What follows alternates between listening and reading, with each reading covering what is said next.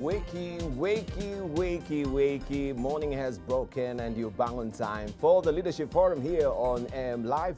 I trust you slept easy, woken up well, and you're ready to face the good day that the good Lord has afforded us. Today we have a lot lined up for you. As you saw there from the long shot, I have what we call in this country, the morality czar of the nation. This is Dr. Ezekiel Mutua. And today he will be actually telling us more. We'll be seeing the alter ego of him. This is the other side of the motivational speaker that he is, to encourage, to give you a pick-me-up this morning if you're feeling down in the dumps. And today's topic is keep walking. No matter what, keep walking. You know, life, as they always say, has a way of throwing curveballs along the way. It is not an exact science. Life zigs and zags, it flips and flops, it is not linear. There are many challenges that really come on our way. And you might be waking up this morning and you're wondering, truly, is there a reason to live? Is there a reason to wake up today? Why should I have a blanket victory? And you're wondering, I used to have a world, or to be on top of the world, and now the world is on top of me. And it is such an Herculean task for you. You're wondering, what do I do? Maybe you've lost your job. You can't fend for your family. Maybe you've lost your loved one. And in that moment where you're feeling, how do I move on without my loved one? Maybe you even this morning, you're in the process of divorce and you're wondering, what do I do?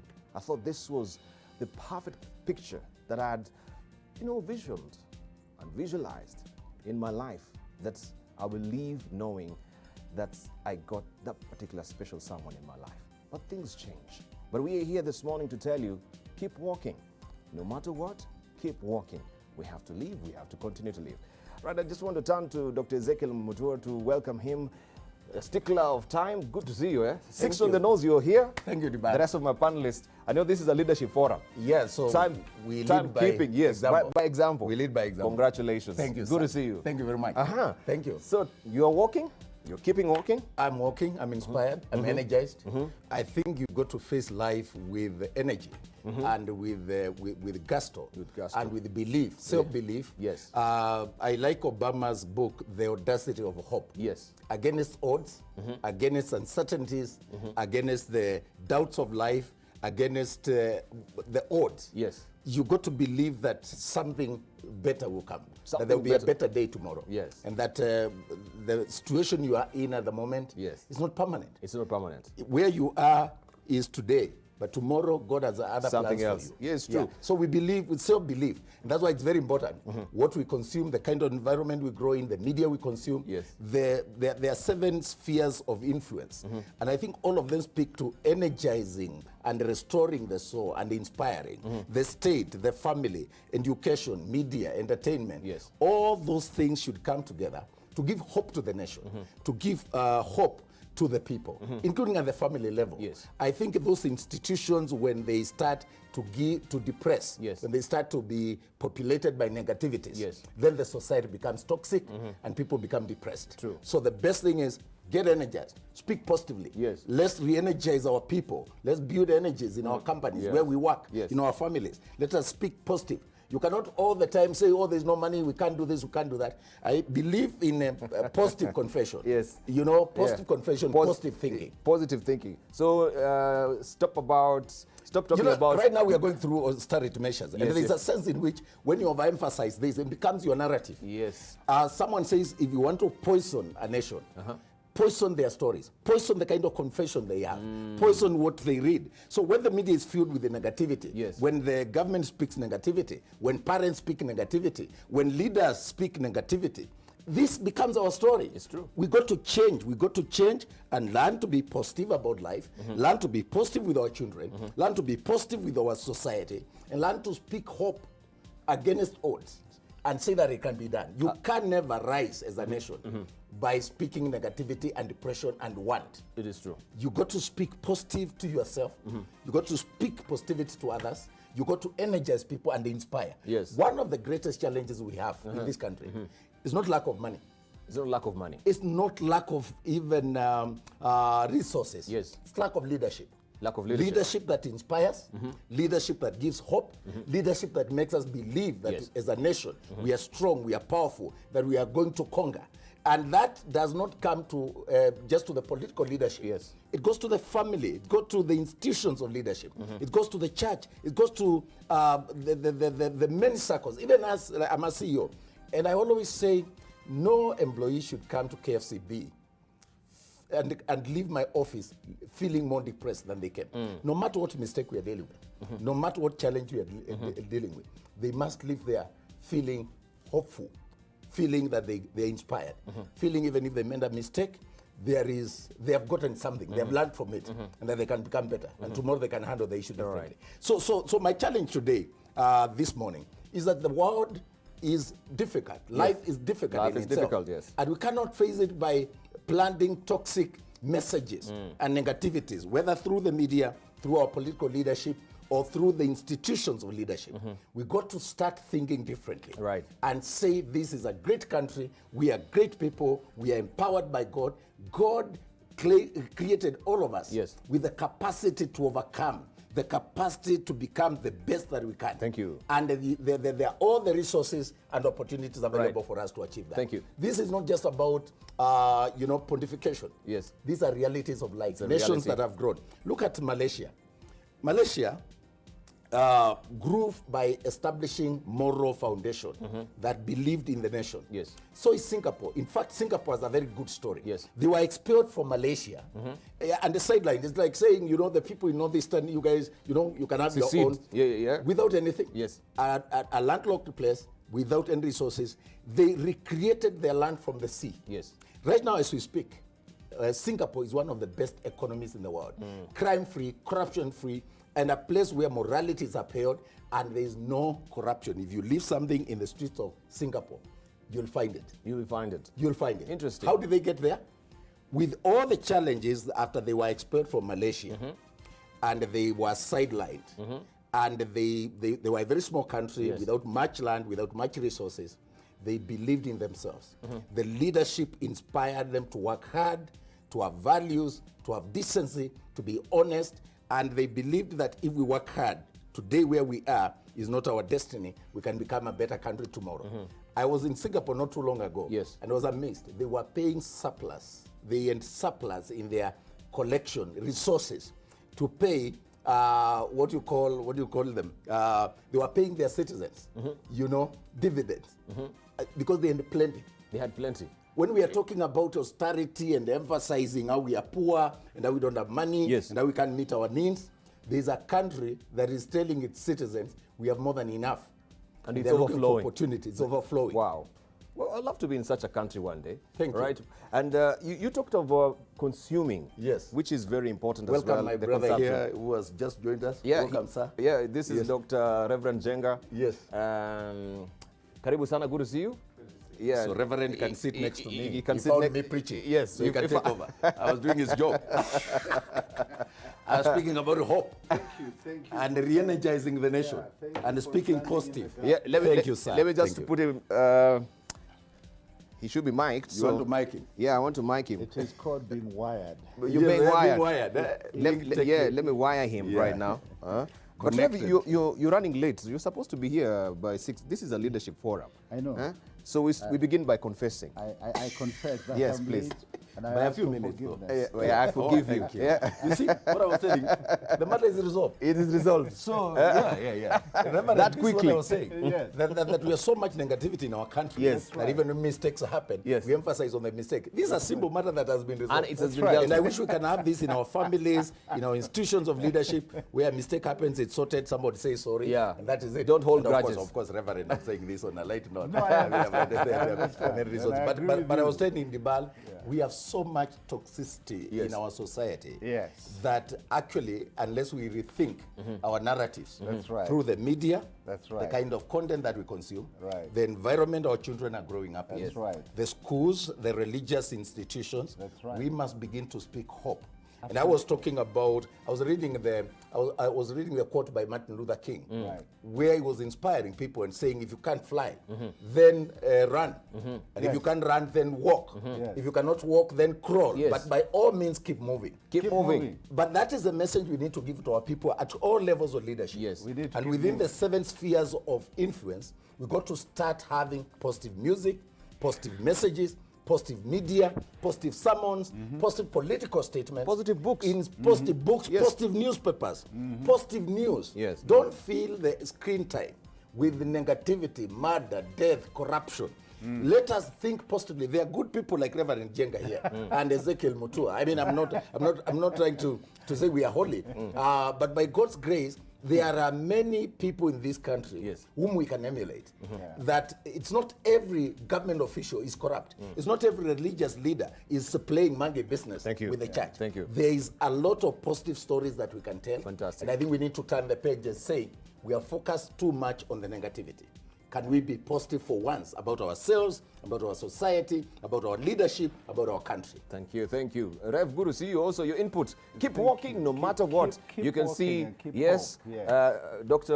Mutua here is on fire. And today we will watch him burn. Huh? It's like, you know. Yeah, we will watch You're you burn. aware? You're on fire already. Huh? No, are you aware that actually there is a film, a meeting actually on us, because we banned it from India, and it's a gay theme.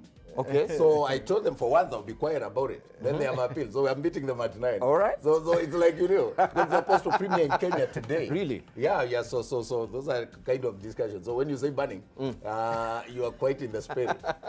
No, but I mean the burning. You are on fire. And I'm we watch burning, you. I'm bubbling you'll be with flaming out energy today. and frame- Fantastic. okay, I get all it. right. Reverend. Well, we've got to do what we can. Oftentimes we are busy pointing fingers, and we keep pointing fingers and looking for everybody who is doing not the right things. What we forget is one finger points at them and 3 point back at me. Yes, yes. And we need to be asking ourselves, so what am I doing? I am not the president. The president can worry about many things in this country. Yes. But there are things I can do, where I live, what I do, the way I drive. Am I throwing litter in the city and everywhere else? What is it that I can do? And indeed, there is something I can do. And also learning to celebrate life. Like Ezekiel is saying, we have been imbibing so much negativity that everything is, if somebody lands in this country Yes. from the moon and look at the newspapers, they believe we are dying. There is no hope. There is hope. There is something to live for today. So we need to learn to speak hope and know that this country has a lot to go for it. Someone reminded me, Chinese are all flocking in here, and because they see opportunity. And what are we doing? We are trying to run away from this country. And everybody else knows that there is a lot of good things happening in this country. Can we talk about those? We talk about those this morning. We want to keep on walking. And also I want to welcome Pete Ondeng as well, who is just here next to me. Pete, Hi. karibu sana. Thank you. I'm late. It's good to see you, sir. Yes, you're running late. Yes. You need to confess. I confess. And you know, the politicians, they normally kneel here. Oh, they do. That is a spot. Forgive him. Don't Forgive forgive him. It's a virtue. Fantastic. Good to see you. Let me just walk you over to where you will be seating so that. That's fantastic. Good to see you, Pete. Thank you. It's been a while. So, yeah, it's been a while. Good to see you. I know this year you've got a lot lined up for us as well. Well, I have a lot lined up for myself as well. Yes. All right, today's Looking topic forward is to share. keep walking, Keep walking. no matter what. Yes, I heard a little bit of what the other two have just been saying. Yes. And I really also agree that where your mind is focused is where we're going. And you cannot walk in a positive direction and be thinking in a negative direction. Yes. Continue. Yes, and so I think we're all going to be singing from the same song sheet today about where the country is going, where the world is heading, and where we want to go with it. Absolutely. Yeah, and it begins with this, doesn't it? It begins with what we But think. does that worry something, Pete, because the battle from time immemorial has been the battle of the mind. Exactly. And that's why the sector where we are as Kenya Film Classification Board, regulating the content that Kenyans consume, particularly the impressionable minds, the young people. Because if they grow up in a toxic environment, consuming negative media, and negative content, they grow up unhealthy. with Yes. with the poisoned minds Yes. and poisoned souls. What you put in is what comes out, isn't it? You are what you consume. That's what we say. Yeah. Yes. And what we are trying to do is to say we can't do it alone. Yeah. I was telling Reverend here about the 7 spheres of influence. That the sphere of family, the sphere of the state, the sphere of education, the sphere of political leadership or government, media, art, entertainment. We must come together and say, we cannot continue with these negative stories about ourselves, with this poisoned, toxic, obscene content that does not help us, narratives that only depress, narratives that don't inspire hope. Barack Obama talks about the audacity of hope. Yes. Yes. That in the midst of, or in the face of difficulties and uncertainties, a nation that believes in God and people believe in themselves and people are united can resolve Yes. that there will be a better day tomorrow and work hard towards a goal. Inspired, not by discouraging. You see, even at our family level, and the Reverend, you deal with people every Sunday. Yes. If we can begin to encourage families to find positive things to say about each other, about their children, about our spouses, to look at the good side of things. Not that there are no mistakes. So maybe we need a national project for the mind. Exactly. It's a moral re-engineering of the re-engineering nation. our thinking.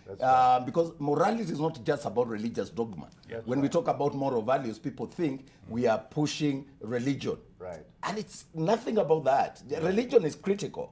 But a sense of right and wrong, a sense of inspiration, giving hope to people, a sense of picking someone, if I have plenty, sharing with a needy person. Correct. Those values are what give hope.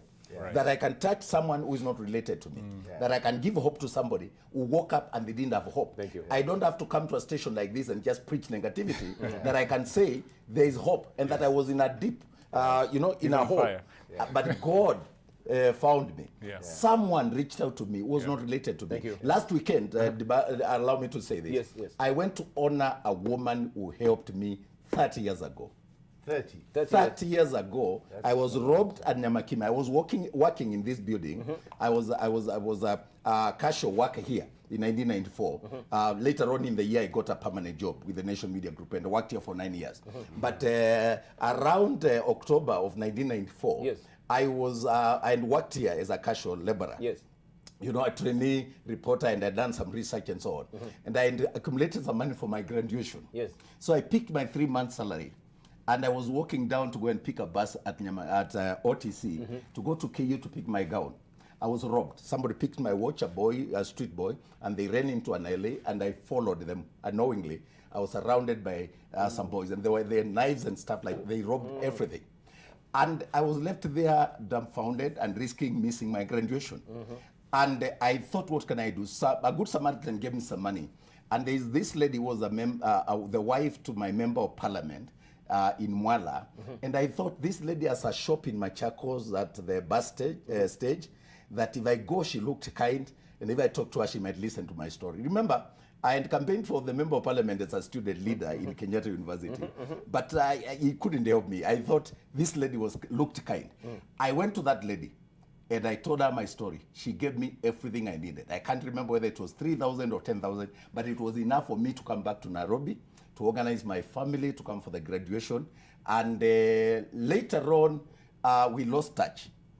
And I was invited to Kenyatta University as a guest in the graduation in December. Yes. And while I was at the square, I remembered the ordeal that I had. And the lady who saved my day and enabled me to graduate. And I started looking for her. Eventually I found her. And I went to honor her on Sunday. We worshiped together in their church and went to their home and we ended up partying. And I could see the joy of that lady. She has grown-up children. They came even, she has grandchildren. But the fact that I went back to say thank you touched them in ways I can't tell. And Mama Esther, should she be watching, I'm grateful. I adopted her as my mother. I told her, you adopted me as your son when I was young and poor. Now I have adopted you. And I told the family, when mom says she's not feeling well or she has an issue, call me and I'll come there. These are the stories, and I'm just giving an example. And these are inspiring stories that we want These to are the hear. inspiring stories. We can reach out to the aged. We can reach out to the elderly. We can take care of the disadvantaged in our society. Fantastic. Right, and I just want to also allow Peter Oko to walk in as well. Also, he has a very inspiring story as he comes. Pete, you will tell us. You know the theme today. Just come on over here. We'll go to the lectern much later. Or you want to be the first out of the gate today? He's ready to go. Last in. He's raring to go. Or, right. Good to see you. Yes, you know the topic today. Keep walking, no matter what.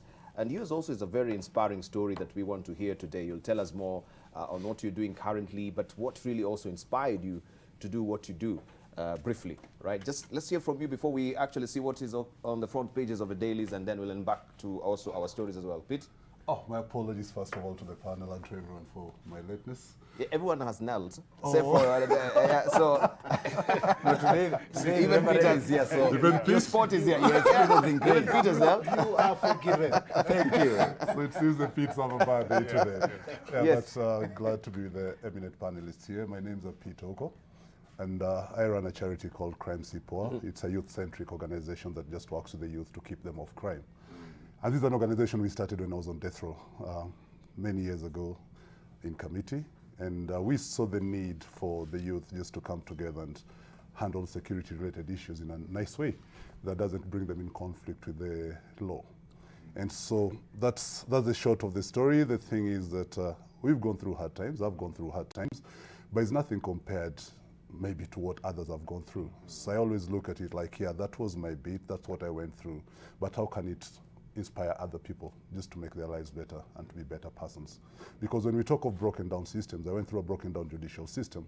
Am I going to focus on that broken down judicial system, or am I going to focus on how to make it better? There you go. My biggest challenge is not what has happened, what we've gone through. My biggest challenge as a Kenyan is from where we are going forward, how do we better the system? How do we better what's not working? I don't come from the school of thought that we just whine and sit and tweet and just do things behind the scenes. I believe we should come to the forefront. The young people, the millennials, they have their space, they have their energy, they have their issues that they want to be addressed. And we are not going to address that by just prevaricating and throwing things across the board. Right. We are going to address it by facing them, taking it face on, accepting where they are at, coming down to their level, and moving the country forward together. Thank you. Because everyone has a stake. Right, thank you. Yeah. Right, so there's a lot really coming up, as you can see, and that is the subject matter that we're going to be having on the table. Keep walking, no matter what. Wherever you are right now in your life, keep walking, because there is hope. We don't have to lose hope. Right, we just want to turn to you right now and also give you the dailies as well before we embark to our stories as well, or to just hear from our panelists. We won't have any stories, just to hear their stories. I will give them that opportunity. Just a quick snapshot of the dailies. This is what is on the front page of the Daily Nation this morning. Policemen at Ruto offices found dead. Dead men tell no tales. 40 billion shillings fake gun tender scandal claims its first victim as the body of Sergeant John Kipyegon Kenei, a security officer who was on duty the day former Cabinet Minister Rashid Chesa was arrested. At the premises is found in his house with a bullet wound in his head, a day after he failed to record a statement with investigations. This story is tucked away on page 4 of the Daily Nation today, so you can grab a copy to just read here this story. Also, DP's media team says officer failed to turn up for work on Wednesday. It's a mystery, and that's what the flagger is reading here on the front page of the Daily Nation this morning. Also, intriguing tale of judge and a murder suspect, right? This is on page 5 of the Daily Nation. The judge was seated on the terrace of Aquapool Bar on the second floor of Kisumu's Acacia Premier Hotel, watching the sunset as he waited for the murder suspect. From here, he could see the plane carrying her as it approached the airport from Nairobi. While judges like Caesar's wife must be above suspicion, pure and honest, the conduct of a single judge could deal a major blow to the reputation of a judiciary and erode the public trust in the institution. That is a sidebar story here. You can follow the rest of the details of this story here on page 5 of the Daily Nation. Hope for the citizens of South Sudan. Do they have a happy medium? Parties inch closer to an accord as president and opposition groups agree to adopt original 10 states. This is how the Daily Nation looks today. Make sure you grab a copy for yourself. A quick look at what we have on the front page of the Star, and this is your splash this morning. Why mafia could have killed Ouko. So they're hacking back into history. This is an X-file here. There is an exclusive, and Star is publishing part 1 of a 3-part series on Robert Ouko's 1990 murder. In an extensive investigation, the Star reveals for the first time the Italian and Jonah Anguka connection in the murder of foreign minister. You can follow this story on page 4 and 5. Also, the Siasa pullout inside the Star today, 12 and 13. We hack back into a bit of history. And this is the caption reading this morning: unresolved or unsolved Foreign Affairs and International Cooperation Minister Robert Ouko's body was found in by a Hadsbo, I should say, on February the 12th, 1990 in Gotalila Hills near his Koru home. You can read the rest of the details inside the Star this morning. Also, a BBI employed by politicians to share power. All the details tucked away on page 15 of the Star this morning. A quick look at what we have on the front page of the People Daily, and this is what you are waking up to on the front page of the People Daily this morning. Let me just rush there quickly. Policeman in Icheso saga found dead. That is a splash this morning. It's a mystery. The officer identified as Frank Kenei was based at DP Ruto's Harambee House Annex, that is his office, and was being sought over the raging fake tender scandal. That story continues on page 2 of the People Daily. And we have no money for boundaries review, says poll agency. Voter registration, Uchaguzi Center, construction and other functions also be affected by cash crunch. Kenya makes great strides in war against HIV infections. Read all the details here on page 6 of the People Daily this morning. Let's see what the Star is holding for us briefly. And this is what you're waking up to on the front page of not the Star, but Taifa Leo. You saw the Star. This is Taifa Leo. Funzo kwa Uhuru. Funzo kwa Uhuru, it says, that is the splash this morning.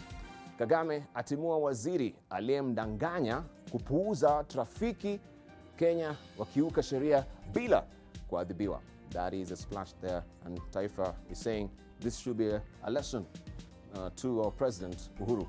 That story continues on page 2 of Taifa Leo this morning. Just want to show you what we have on the front page also of the Standard today. The fraud who sat in cabinet, that is a splash. I don't have the soft copy. And this is how it looks today. Unmasked, he says, Rashid Echesa rose to the top of the public service with one of the shortest CVs on record. A grassroots operator with a temper and quick fist. Echesa is a man scorned and feared in equal measure. How he was appointed and cleared for top office is the biggest joke of our times. You can read the story on page 2 and 3 of the Standard this morning. Also on top here, Magoa's shock merger plan for public university. Magoa's shock merger plan for public universities is all about reforms. Ministry summons vice chancellors to ratify new regulations that outline the procedure to merge universities months after they opposed it. The story continues on page 11 of the Standard today. Also missing Ruto office guard found dead. This is on page 4 of the Standard today. Let's buckle down to some business. We see what the Business Daily is holding for us today. And this is what you're waking up to as the splash on the front page of the Business Daily today. Varsity tuition fees in fast review since 1995. It's all about cash flow. University Funding Board is in talks with stakeholders over tuition charges. Public university fees are set to increase after the state agency responsible for setting tuition charges started talks aimed at reviewing the levies that have remained unchanged since the mid-1990s. The story continues on page 30, not page 30, but page 4 of the Business Daily this morning. Also, bank shares drop 31 billion shillings as investors sell off stocks. Owners of bank shares have lost 31 billion shillings over the past month as investors take profits from the rally that followed the removal of the cap on commercial lending rates. The story tucked away on page 4 of the Business Daily. Also, Kagwe in fresh push for higher NHIF deductions. Workers will pay higher rates to the National Hospital Insurance Fund if Health Cabinet Secretary nominee Mutahi Kagwe has his way. Mr. Kagwe wants all Kenyans compelled to contribute to the NHIF in support for the universal healthcare rollout, adding that deductions should be made in proportion to income level. Currently, NHIF contribution is mandatory. Jumped there.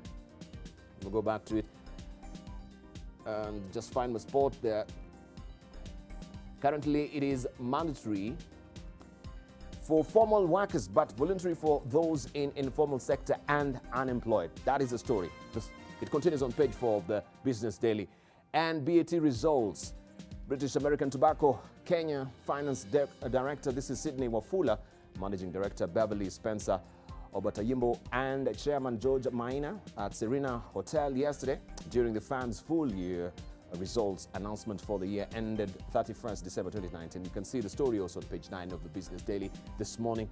Let me save you all the details there. You can grab a copy of the Business Daily and read what is on the ticker. We cross over briefly to Tanzania, pick also the Citizen for us and see what is headlining for us today. Fresh plastics crackdown in the pipeline.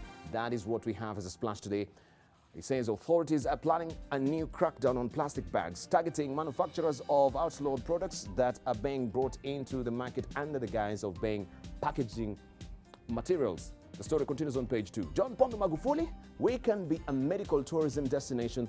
This is what he says. And he can be sitting here admiring gifts presented to him by Medical Association of Tanzania during his meeting with doctors and other medical practitioners in Dar es Salaam yesterday. Also, we have Deputy Minister of Health, Community Development, Gender, Elderly and Children. This is Dr. Faustin Ndugulile, and all that story is tucked away on page 2 of the Citizen in Tanzania. While they're still, we can go to Mwananchi, which is just as well a version of the Citizen. Magufuli kusukuma sheria bima ya afya iwe kwa wote. Is that universal healthcare that we keep talking about here in the country, and also the East African community is picking up the spirit as well. So here we have also a standalone picture. Rais John Magufuli akihutubia katika maadhimisho ya siku ya madaktari iliyofanyika ukumbi wa kituo cha kimataifa cha mikutano Julius Nyerere. That is how it looks today. Let's see what we have on the front page of also the New Times in Rwanda, if I have it, and just give you a brief of what it says here, and also the Daily Monitor in Uganda. Issues for Museveni, Kagame to resolve. Remember, they met yesterday at the border, that is Katuna. It's today, I should say. The two heads of state will meet today at Katuna to discuss the reopening of the border points a year after Kigali shut it down. The story continues on page 4 and 5. And these are the issues. Luanda Memorandum of Understanding on August 22nd, 2019. Goods Committee, Armed Groups, Sovereignty, Arrest. I'll save you all the details so that you can actually grab a copy of the Daily Monitor.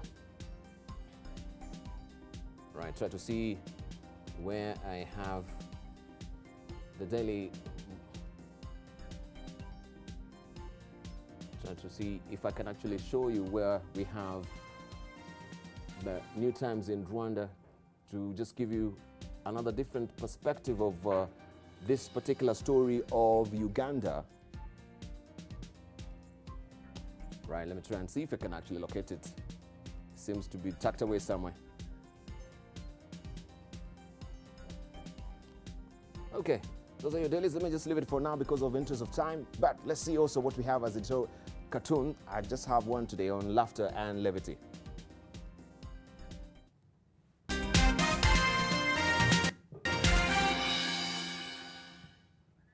Right, seems my cartoonists today, all of them went to sleep, save for Stano, who's always consistent, right? And this is all about the impeachment of Governor of Nairobi, Mike Sonko. You can see him saddled on that particular bull. Will he survive this time forth, as it is, as far as his leadership is concerned? He'll be actually walking a tightrope, and this is what has been We've been drawn, this is what has been drawn today by Stano inside the People Daily.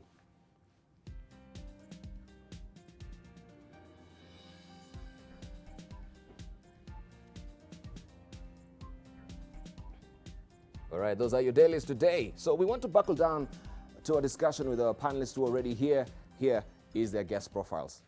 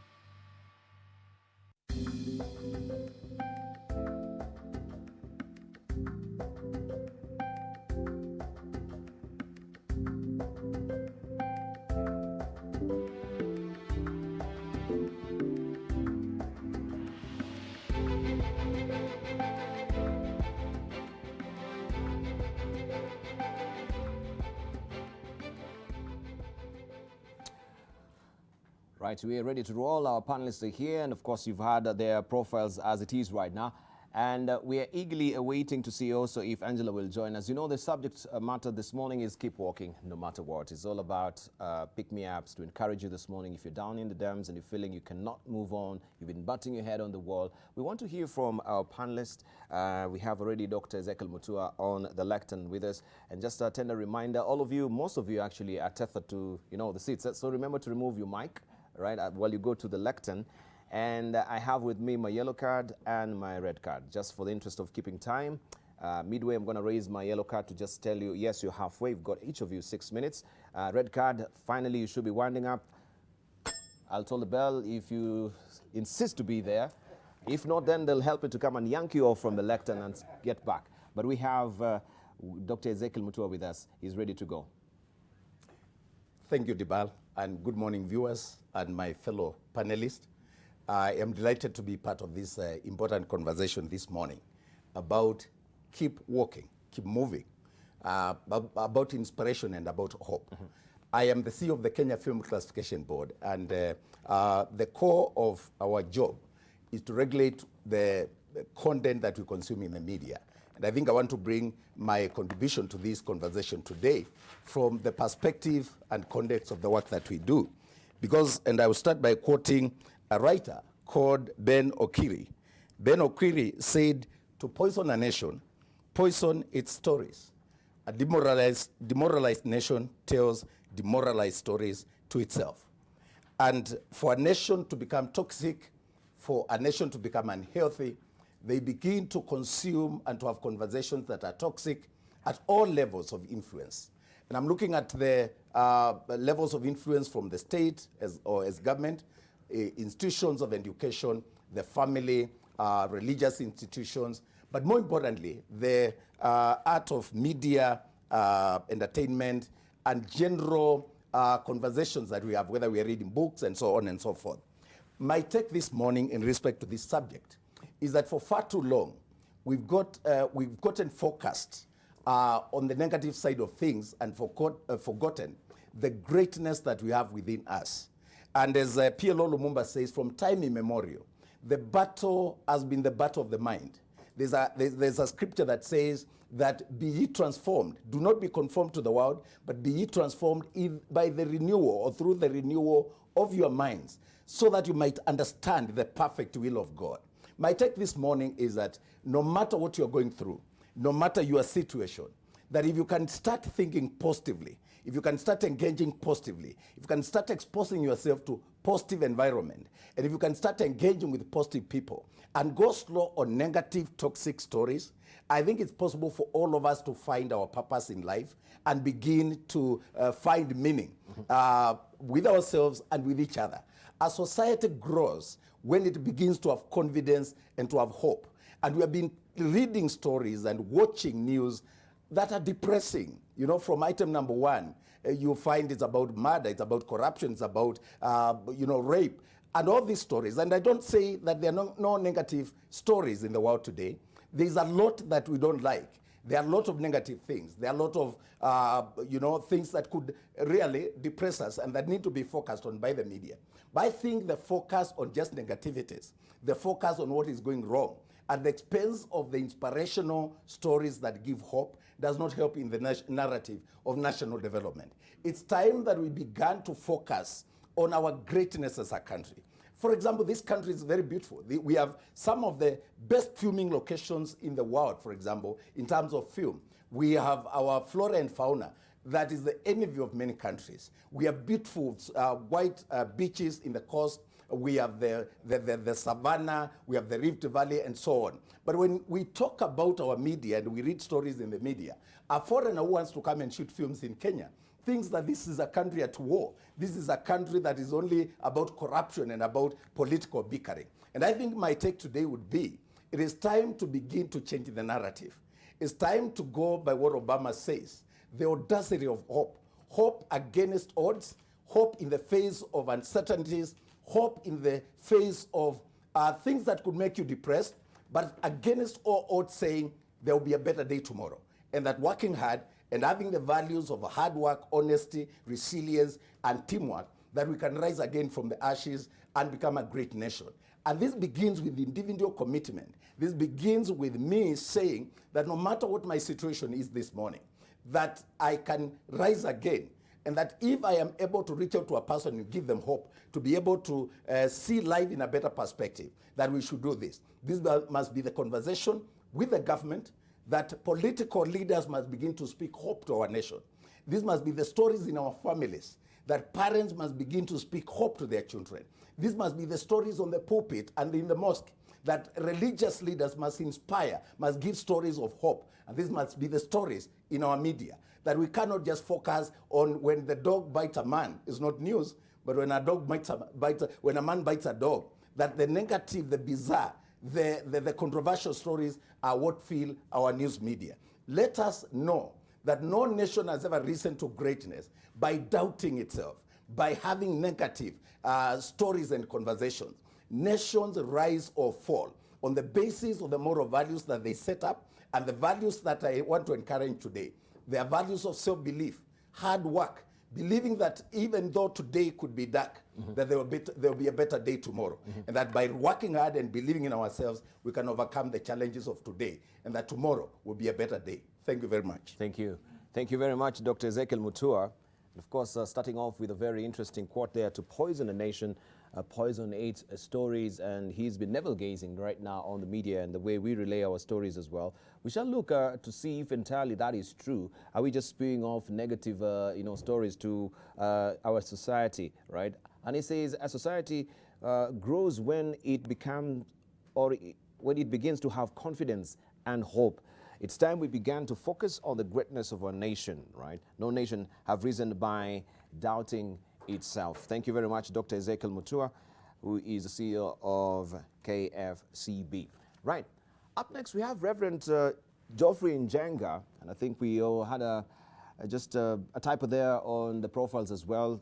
He is on the left and right now. He's Geoffrey Njenga, and he's also ready to just give us as well his side of the story. Keep walking.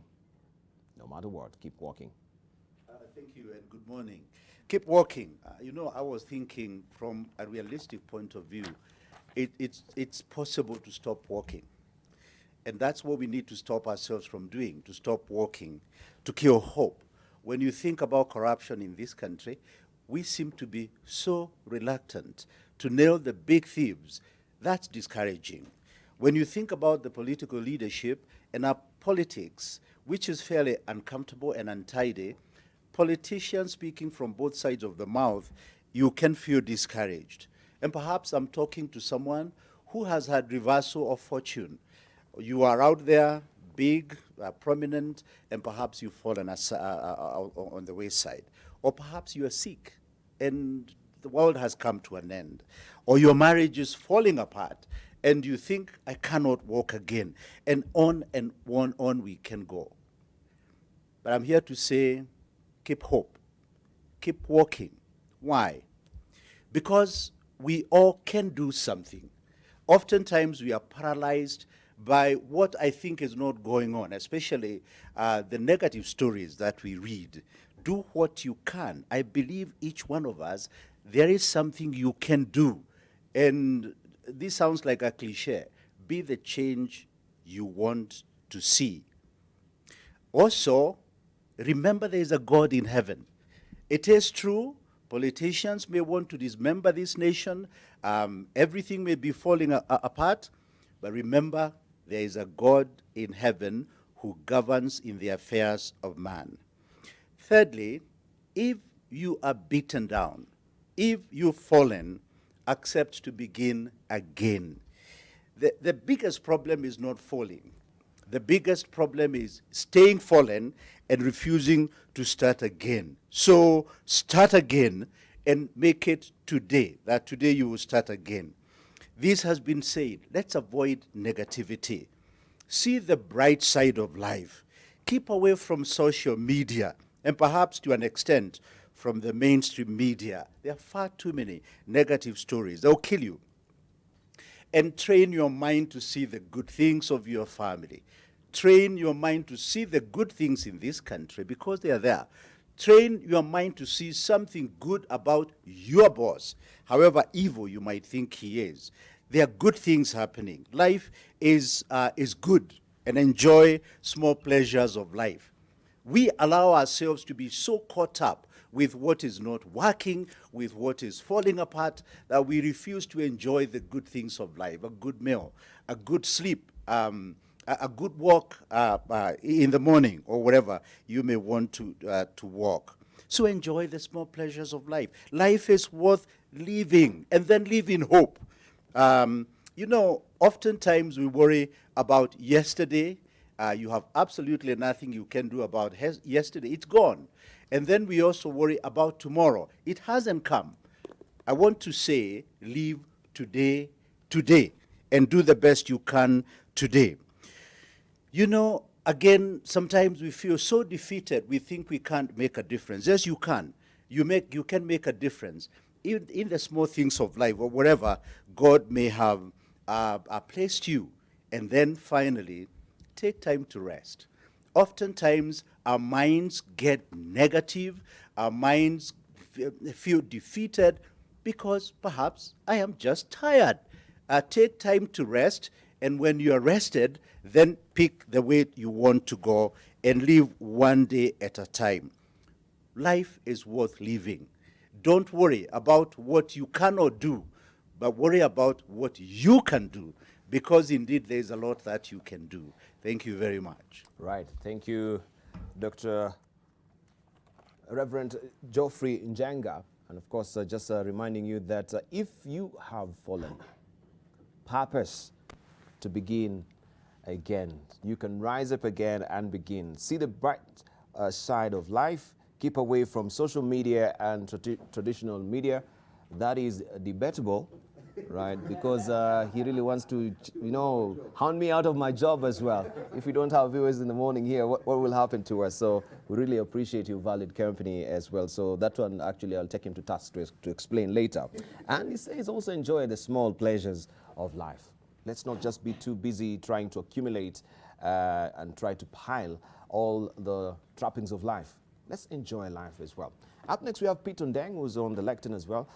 He's got 6 minutes beginning now. Sir, take it away. Thank you, Dubal, and good morning, Kenyans. I want to inspire somebody today to take a step that will set them on a new trajectory. There's a story I want to share with you, a story that probably you've heard before, and one that every time I hear inspires me and propels me in a direction that sometimes I find myself not going into. It's a story about a man who was walking on the beach. He was taking a stroll early in the morning. Some of you have been to Mombasa or Malindi, and you know how beautiful it is early in the morning. So he was walking along the beach, and the tide had been in all night, and now it's receding. And on the beach, there are all these, the debris from the sea, coming onto the beach, and a lot of starfish. Starfishes were just, scattered all over as far as you could see. And then it looks, and there's a man who is doing something that was very peculiar. He was picking up these starfish one by one and throwing them back into the ocean. So this man walks up to this guy and he says, "Excuse me, good morning. What are you doing?" And the guy says, "I'm trying to save these starfish. You see, these starfish cannot survive out of water." And so the man says, "But why are you wasting your time? Just look down the beach and see how much there is out there. What difference are you going to make?" This man who was picking these starfish looks at this gentleman for a moment. Then he leans down, picks up one more starfish, throws it in the water. And then he said, "I just made a difference in the life of that one starfish." The moral of this story is pretty clear. As I'm speaking to you this morning, there are some of you who are faced with monumental issues. You look around you and there are issues that just are so many and so heavy, and you wonder, what is the point? What difference can I make? It could be very personal. Maybe you've lost your job. Maybe it's your child. Maybe it's your marriage. Maybe it's actually a business you've started that has not gone well. And as you lift your head, you look around and you hear stories about a locust invasion coming on the country. It started up there and is just moving down, and once in a while you close your eyes and hope this is a bad dream, but it just seems to be coming closer. You look a little bit farther and you hear about coronavirus, something out there that is somehow consuming people. The world doesn't quite seem to know what to do about it.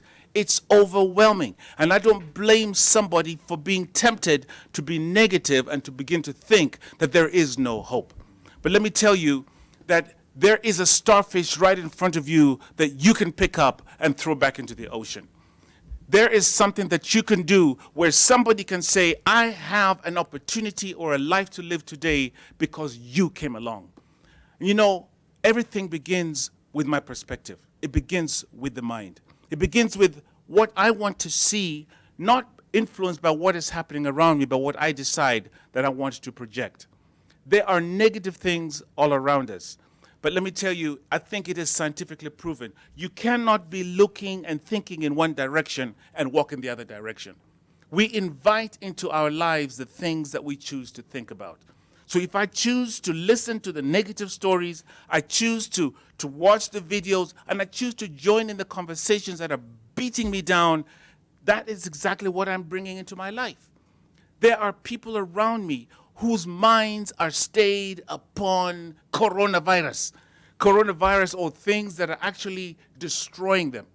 I cannot deal with the mountain of starfish that are on the beach, but I can make a difference in the life of this one starfish. I want today for somebody to say, "I'm a better person because Peter Ndeng came along." And I want somebody who will wake up and say, "Pete, I'm going to plant a seed in you that is positive, rather than plant a seed that is going to propel you towards where you don't want to go."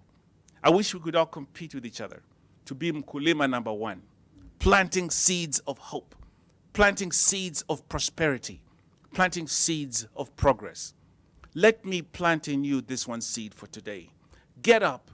Look for somebody. Look for an opportunity, something that you can do that may not even make sense in the context of what is around you, but knowing that because you came along, that one starfish has another day to live. Thank you. Thank you. Right.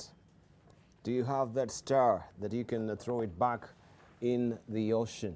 Right. Sometimes you might think that you have such an Herculean task, you can't even start doing it. But just begin by picking that one little star and throwing it back in the ocean. Right.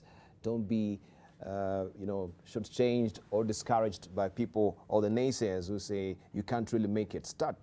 Take the first leap and go, because that is the beginning of a journey. We have Peter Oko, who is on the lectern right now, and he's also standing on the ready to just give us a slice of the take. Keep walking, no matter what. Oh, thank you, Dibal, and thank you, my fellow panelists. I mean, after what Peter shared, I'm like, what do I share with the country now? Because I came to share, and I've just ended up being inspired by these wonderful colleagues of mine here. And I think this is a kind of narrative that Kenyans need to listen to. It's not just about instilling hope. You know, sometimes you would ask me like, hey, how can I keep walking when I'm on an empty stomach? That's looking at the short end of the stick. The issue is we accept their challenges. We accept that we've gone through hard times, just like Peter said and Ezekiel and the Reverend has said here. But the key thing is I come from a space of social justice, not only in my day-to-day operations at the charity Crime See Poor, but also at the current Vineyard Church where I head the social justice ministry. The key thing here is that most times we think the church is just the pulpit and it ends there. That's what many people think. But many theologians and many people will tell you social justice starts with Christ. Christ went out to serve people out there. And it just calls us to servant leadership. These things we talk about, when Ezekiel talks sometimes, I follow what he writes on Twitter. I follow when people say that he's blocked them. I mean, when he shares all this kind of stuff, I try to understand where he's coming from. Is it about him or is it about the nation? Some of the things that come up in leadership may not be popular, but they're the right ways that we should adopt as a nation. I'll give you a practical example. When I was in prison some times back, committee was ungovernable, and many people said that committee was just a gone case. And it took the intervention of a pragmatic 80-year-old man called Uncle Moody to come down to committee and say, to the prisons department and say, this has happened for a long time. How can we change? How can we start making the prisons department more humane? We moved from the Mariams that were carrying 100 people to the Moody Hoppers, as we call the buses. And people say, hey, guys are living in luxury. We could not watch news before. I mean, having a newspaper in prison was contraband. Even having a loaf of bread was contraband. Guys had to get innovative ways of bringing them in. Don't ask me if I did, because I did. but the thing is, with time you realize that things that we take as normal out here might not be normal in certain circumstances. So when we're talking about people keeping walking, I talk about that. I'm telling you that here, I understand you could be coming from a position of disadvantage. You could be coming from a position of neglect. You could have been coming from a position of self-destruct. But you can rise up again. I mean, it's never done until God says it's done. That's my faith. And many times we give up and say, no, it can't be done. I was in a cell, a small cell of 8x7, and we were 14 of us. That didn't stop the sun from rising. I didn't see the sun for the longest time. I saw the sunset 18 years after I came home. Because in prison, you're locked in before 6 p.m. when the sun goes down. And these are things we take for granted every day. I had every reason to be bitter, because I was unjustly convicted by an unjust system. But when we were down there, remember the former Chief Justice telling us, Pete, the thing you guys can do, you're complaining about the law. You should work on changing the law. Work on having better systems. We come from a position where it's not all gloom and doom in this country. I don't believe this country is down and out. This country is rising. In fact, I think we've come to that level so that we can rise again with stronger values. We have values in our constitutions that we don't read about. I mean, our constitution covers everything, practically everything. We've hardly read it. We are going into a new debate about the BBI, and I encourage everyone to read what it's talking about vis-a-vis what our constitution talks about, so that when we give our views, we give informed decisions. It's not about what Dibala said, what Erica said, what Peter said, what President Uhuru has said. It's about us. And what are we bringing on the board, on table? They can say their view. Everyone has the right to say that. What are they bringing on board? So we come from a point where we go out, give legal awareness, we support communities, we support one another, and we encourage Kenyans to support one another. But then, as we say, we are not nailing the big thieves. Really, I think we are not supporting our institutions. Because for a long time, one of the reasons when we came up with Crime See Poor was people are telling us, Pete, you are telling us young guys to get off crime. What about those big thieves? And by God's grace, I had a chance to meet the president when I came out of prison. And I'm not going to the intricacy, but the thing is, I told him, boss, this is what people are saying. And from that moment, when we see these things happening, the big fish are now in court. If the courts are not delivering, is it because under capacity? Is it because of lethargy? Is it because of underfunding? Why don't we look at the big issues? If we can't get a presidential decision made in 21 days, why can't we have corruption cases done in a month, for example? Let's bring these ideas to the table and also bring tangible solutions that are workable, because I believe they're workable. There are judges who are in the office at 6 a.m. in the morning. There are judges who don't start their cases until 11 a.m. in the morning because they have the security of tenure and they don't have the discipline. It's not all judges who are bad. It's not all cops who are bad. The bad cop who took me to prison is not the same cop who's out here. For your information, I met the cop who took me to prison. And we had a talk. I've sat on the same panel with the prosecutor who took me to prison. I don't hate him. It's for God to judge them. But the truth is out there. The truth is incontrovertible. So let's not get into unnecessary fights and kill our nation when we know that there is hope, and that hope begins now. So there are different things we're going to talk about, but just like Martin Luther King said, and from your talk today, there are people who want to fly, but they can't fly. So Martin says, run. If you can't run, walk. If you can't walk, crawl. But whatever the case it is, just keep moving. Don't stay there and have self-pity.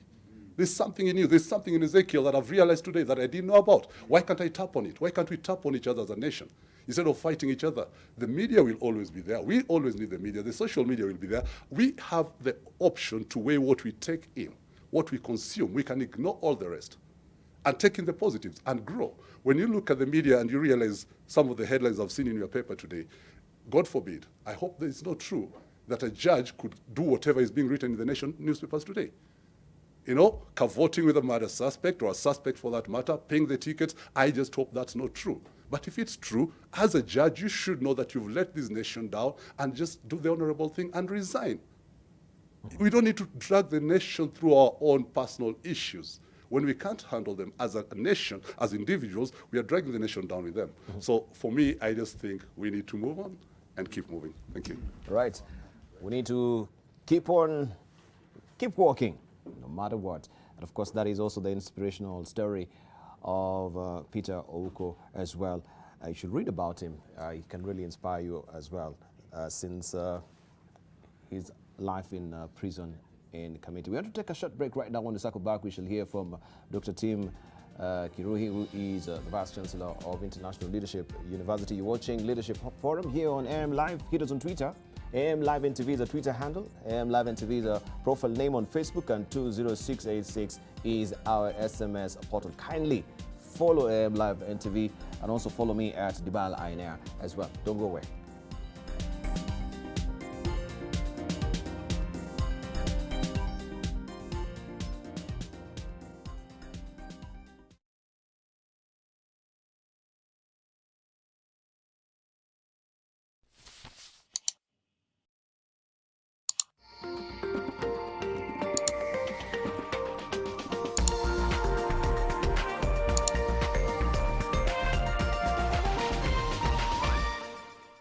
Building tips for general construction should be bought from reliable sources, should not get dry before the specific curing time given for best results, must be kept certified. Exactly 50 kilograms guaranteed in each bag. Adding strength to Kenya's landmarks, power for specialized constructions, cementing the nation's future.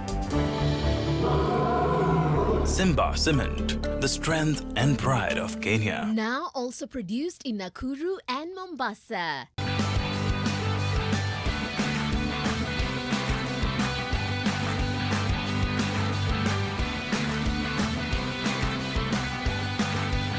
Buy a fully serviced 8-acre plot at 6.85 million shillings and build your dream villa. So book today with only 10% and get amazing fittings for your dream villa. Financing available from Stanbic Bank.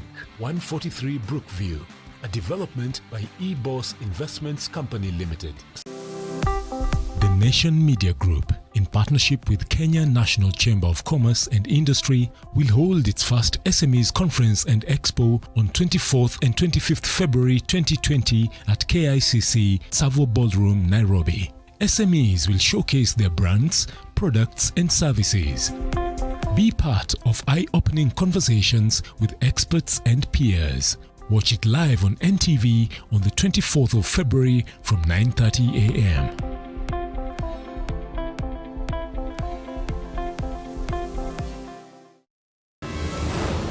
Good morning, Dr. Bermudez. Who is he? He's my grandson, Raheem. Maybe you're just spying on me for Adele. Huh? The moment I find out that you've been getting in touch with Adele, I'm going to beat you up and our friendship's over. Carrie and I have something important to tell you.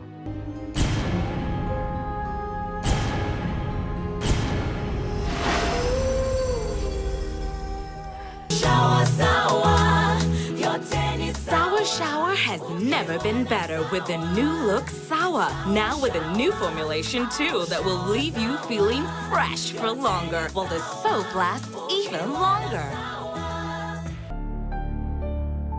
Sonia yampenda Jabali kiasi yale wayaita mapenzi, ule wake ni wivu. Sasa mambo ya kumpenda Jabali na kumchukia huyu Fadhili yaingilia napi kwa pisini, mambo mawili tofauti. Baba, simu yangu yenyewe ni ile wejua. Nitakesha nayo vipi na kuchaji mpaka kazini? Jamani, mwana mrongo yuwauzwa wapi muuze mimi angalau mpate pesa za kuondoa hizi dhiki. Mara nyingine najiuliza kati ya wewe na huyu Fidhuli wako Jabali, nani bingwa wa kuudhi? Kwani ulikuwa haulizi kuhusu sausage kuungua? Nilikuwa nimekuulizia kuwa mvua ikinyesha huwa ardhi ya tota. Nimekuja kuongea na wewe. Siongei na maadui zangu. Nishatangaza vita na wewe ni adui. Toka. Hatutakuwa tukipotezeana muda rafiki yangu. Akili yangu ina mambo mengi bwana. Sasa hiyo akili yenye mambo mengi ndio ingefanya kazi haraka haraka iyapunguze na kuyaondoa.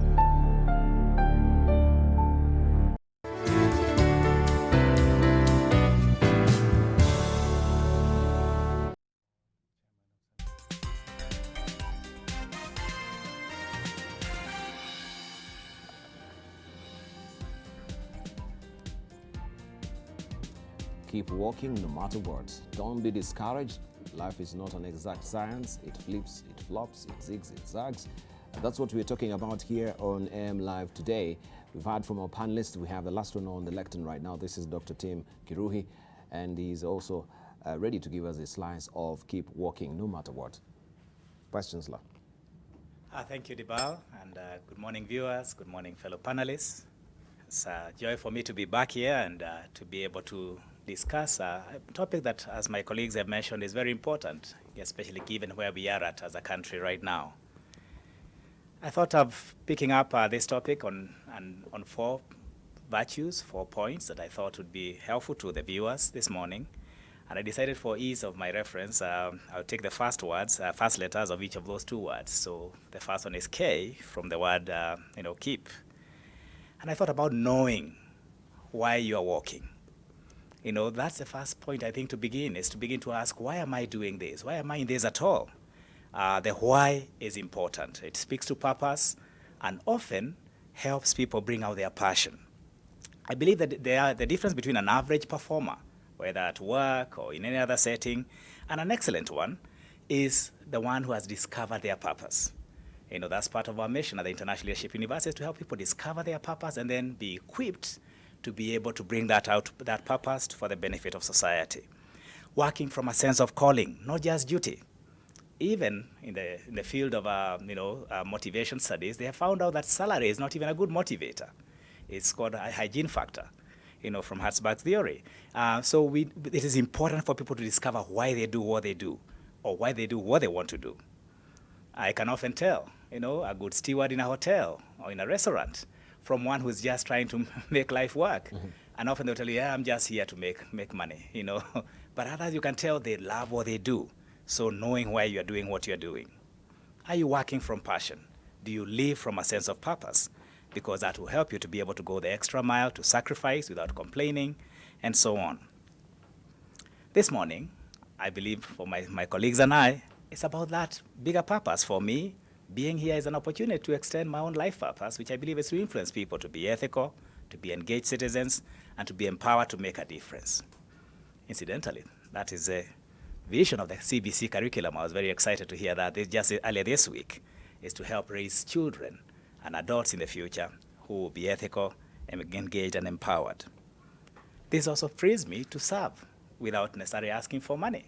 I serve on many non-profit organizations, on boards and so on, because it's within my larger purpose. Viktor Frankl, some of us have read quite a bit, he's written quite a bit. He was an Austrian psychologist, and he's one of the few people who survived the Holocaust.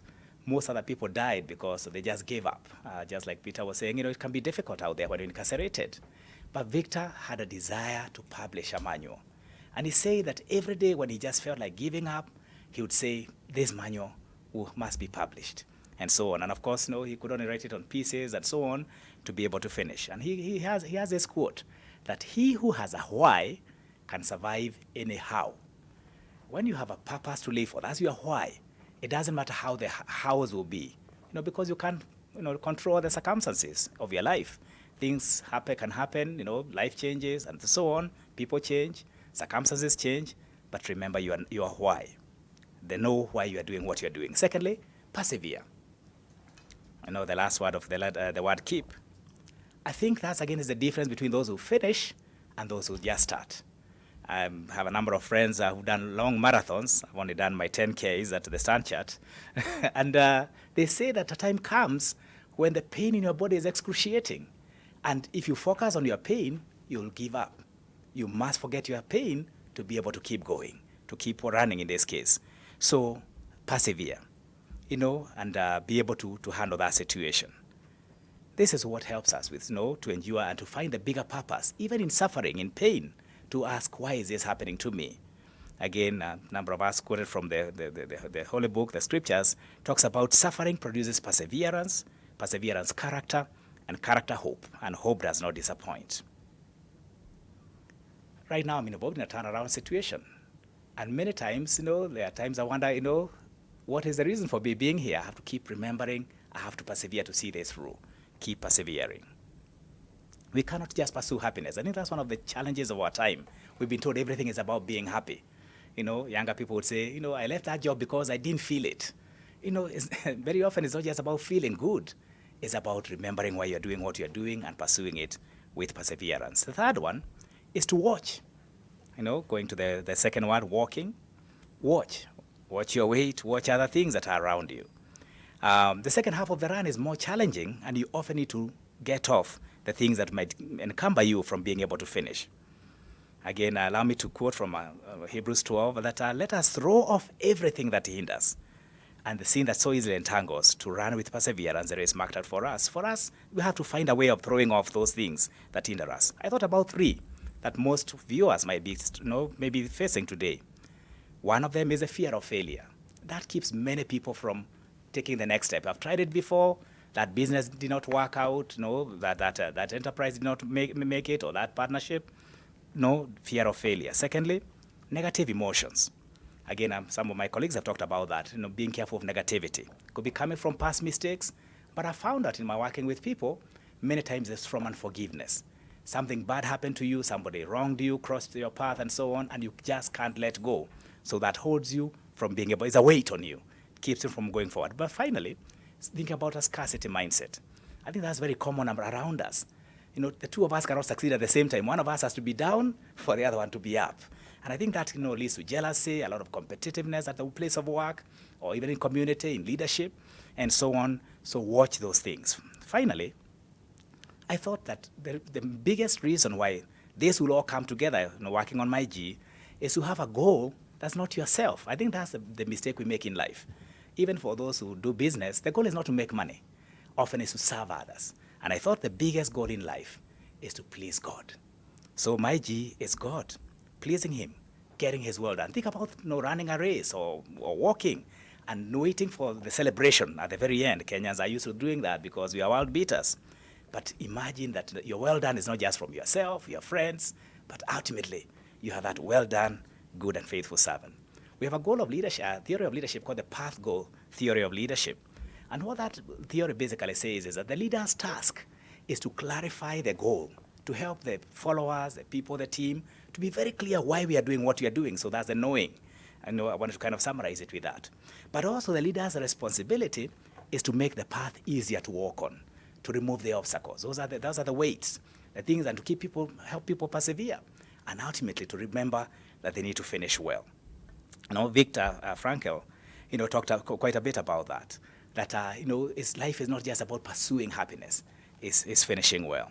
And I thought about the reason why God is important in the picture is both because he gives us power to live beyond ourselves, to go beyond what we can do as human beings, but also, more importantly, to do it for the right reason, the right motivation. My definition of ethics is very simple: doing the right thing at the right time for the right reason, for the right in the right way for the right motivation. And I think many times in terms of why am I doing what I'm doing, and to how to be motivated right is to have something beyond yourself. So let's keep walking, if we remember those principles. Thank you. Indeed, thank you, Dr. Tim. There, let's keep walking, and also is giving you a pulse giver and just breaking it down. Sort of an acronym starting with the K. No, why are you walking? And the operative word there is why. Have you discovered your sweet spot in life? Have you discovered your purpose? Right? Are you working from a sense of a calling that you don't need to be dragged to work? You don't need to be pushed to work. You have a calling, you have a passion, you have, a flaming desire to actually do what you normally do, right? Do you live from a sense of purpose? That is the question. Or is the salary really motivating you?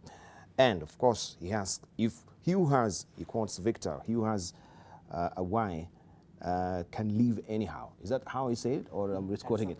Can survive anyhow. So it doesn't matter what is really thrown your way, you will still survive. So those are our panelists. I can see also reactions on social media. I just want to pick one or two, then we shall continue with the discussions here. I picked some of the salient points they raised, and we're here, of course, to encourage you this morning. Let's just begin with Gilbert. We have Gilbert here saying, tell Dr. Ezekiel, the reason of negative publicity is because many are suppressed with problems coming from these vices. Unlike the few who feels that life is good in Kenya, and we positively feel it. This is what Gilbert Ocheng feels. Also, we have Oriwo Jr. Stephen saying, I'm afraid we no longer have leaders at political platforms. We happen to just have some rotten entrepreneurs who bought their way to the top because responsibility, accountability, and ethics is never in their vocabulary. They have never heard of those. Never. Then we have Dominic Okari saying, such a great team there, Dibal. I'm really loving it and getting inspired. Such super minds. Thank you, Dominic Okati there. Also, we have John Moranga Jackson. He said, this is Kenya where no justice for the poor and corruption is a key to success for the rich. Those are some of your reactions there. Many of them I shall just will be picking some of them and beaming your way as well to just discuss. We want to buckle down now to discussions with our panelists, just beginning with Dr. Ezekiel Mutua, who started off from the lectern. And he started with a very poignant note. To poison a nation, poison its stories. And I think also media was getting a flag here on how also we're relaying our stories. But is it true that all the stories that are beamed from our media, from newspapers, magazines, TVs, all of them are negative? So we want just to hear from Dr. Ezekiel Mutua. Let's just begin from this. Have we poisoned this nation? Are we wallowing in poison as it is? And how can we sort of detox? Dibal, the truth is that we've had negative press and negative media. The philosophy that when a dog bites a man, yes, it's not news, but when a man bites a dog, it's headlines. Has for far too long been the narrative that our media picks. And I'm not trying to be blind to the realities of life, that we've got challenges that the media has to focus on, that the media is the watchdog of society, that the media is the custodian of public good. They have to watch what the government is doing for Ajiko and report corruption and vices in society. But life is not just about negativity and the few people who are rotten. This country is a great country. This nation is blessed by God with the resources, with great minds, with very hard-working people, with stories about our world-beating athletes who carry the flag of Kenya across the globe every day. We have somebody winning gold and winning this. We have the likes of Eliud Kipchoge, who say, no, human is limited. We people who are doing great things in different spheres of life. But there's a tendency to focus on the few who are rotten. There's a tendency to focus more on the negative side of things. There's a tendency to focus more on what is not working as opposed to what is working. And no nation, no institution, not at the family level, not at the leadership level, no institution grows by just looking at what is not working. That is important for us to be able to have a strategy to grow and to be able to fight corruption and to be able to live a decent life. But we can't just give negative stories and stories of depression, stories of corruption and murder and the bad guys. Out of every, one cabinet secretary, like the one we are reading, former cabinet secretary who is being caught up in an issue, and I'm not passing judgment because the process, the justice system will have to go through and see. But they're wonderful. I know ministers, I know cabinet secretaries, I know government officials who are in the office so early in the morning, who listen to people, who do great things, but their stories are never told. I know mothers in the village who toil to take their kids to school and do a lot of things, unimaginable hard work, and who toil and eat from the sweat of their brow, and they give hope to their people. I know preachers like Reverend Jenga here, who preach hope and give inspiration to their people and to the congregants every day. Why don't we focus on that? That is where I was coming from when I quoted Ben Okri in saying that to poison a nation, just focus on the negative stories. And then the people become negative. People hate their government. People despise leadership. And this is not just government, political leadership. Let me tell you, the moment we focus on just seeing our bosses as evil, as people are just amassing wealth, and we are nothing. We are the children of a lesser God. Yes. I can tell you nothing works. And let me give you my personal story, just to encourage Gilbert in terms of, yes, there are challenges. I'm not trying to preach blind optimism. But like Barack Obama said, there is hope. We can have what he calls the audacity of hope. We can focus on the greatness of our country. All right. We can focus on the resources and the blessings God has given us.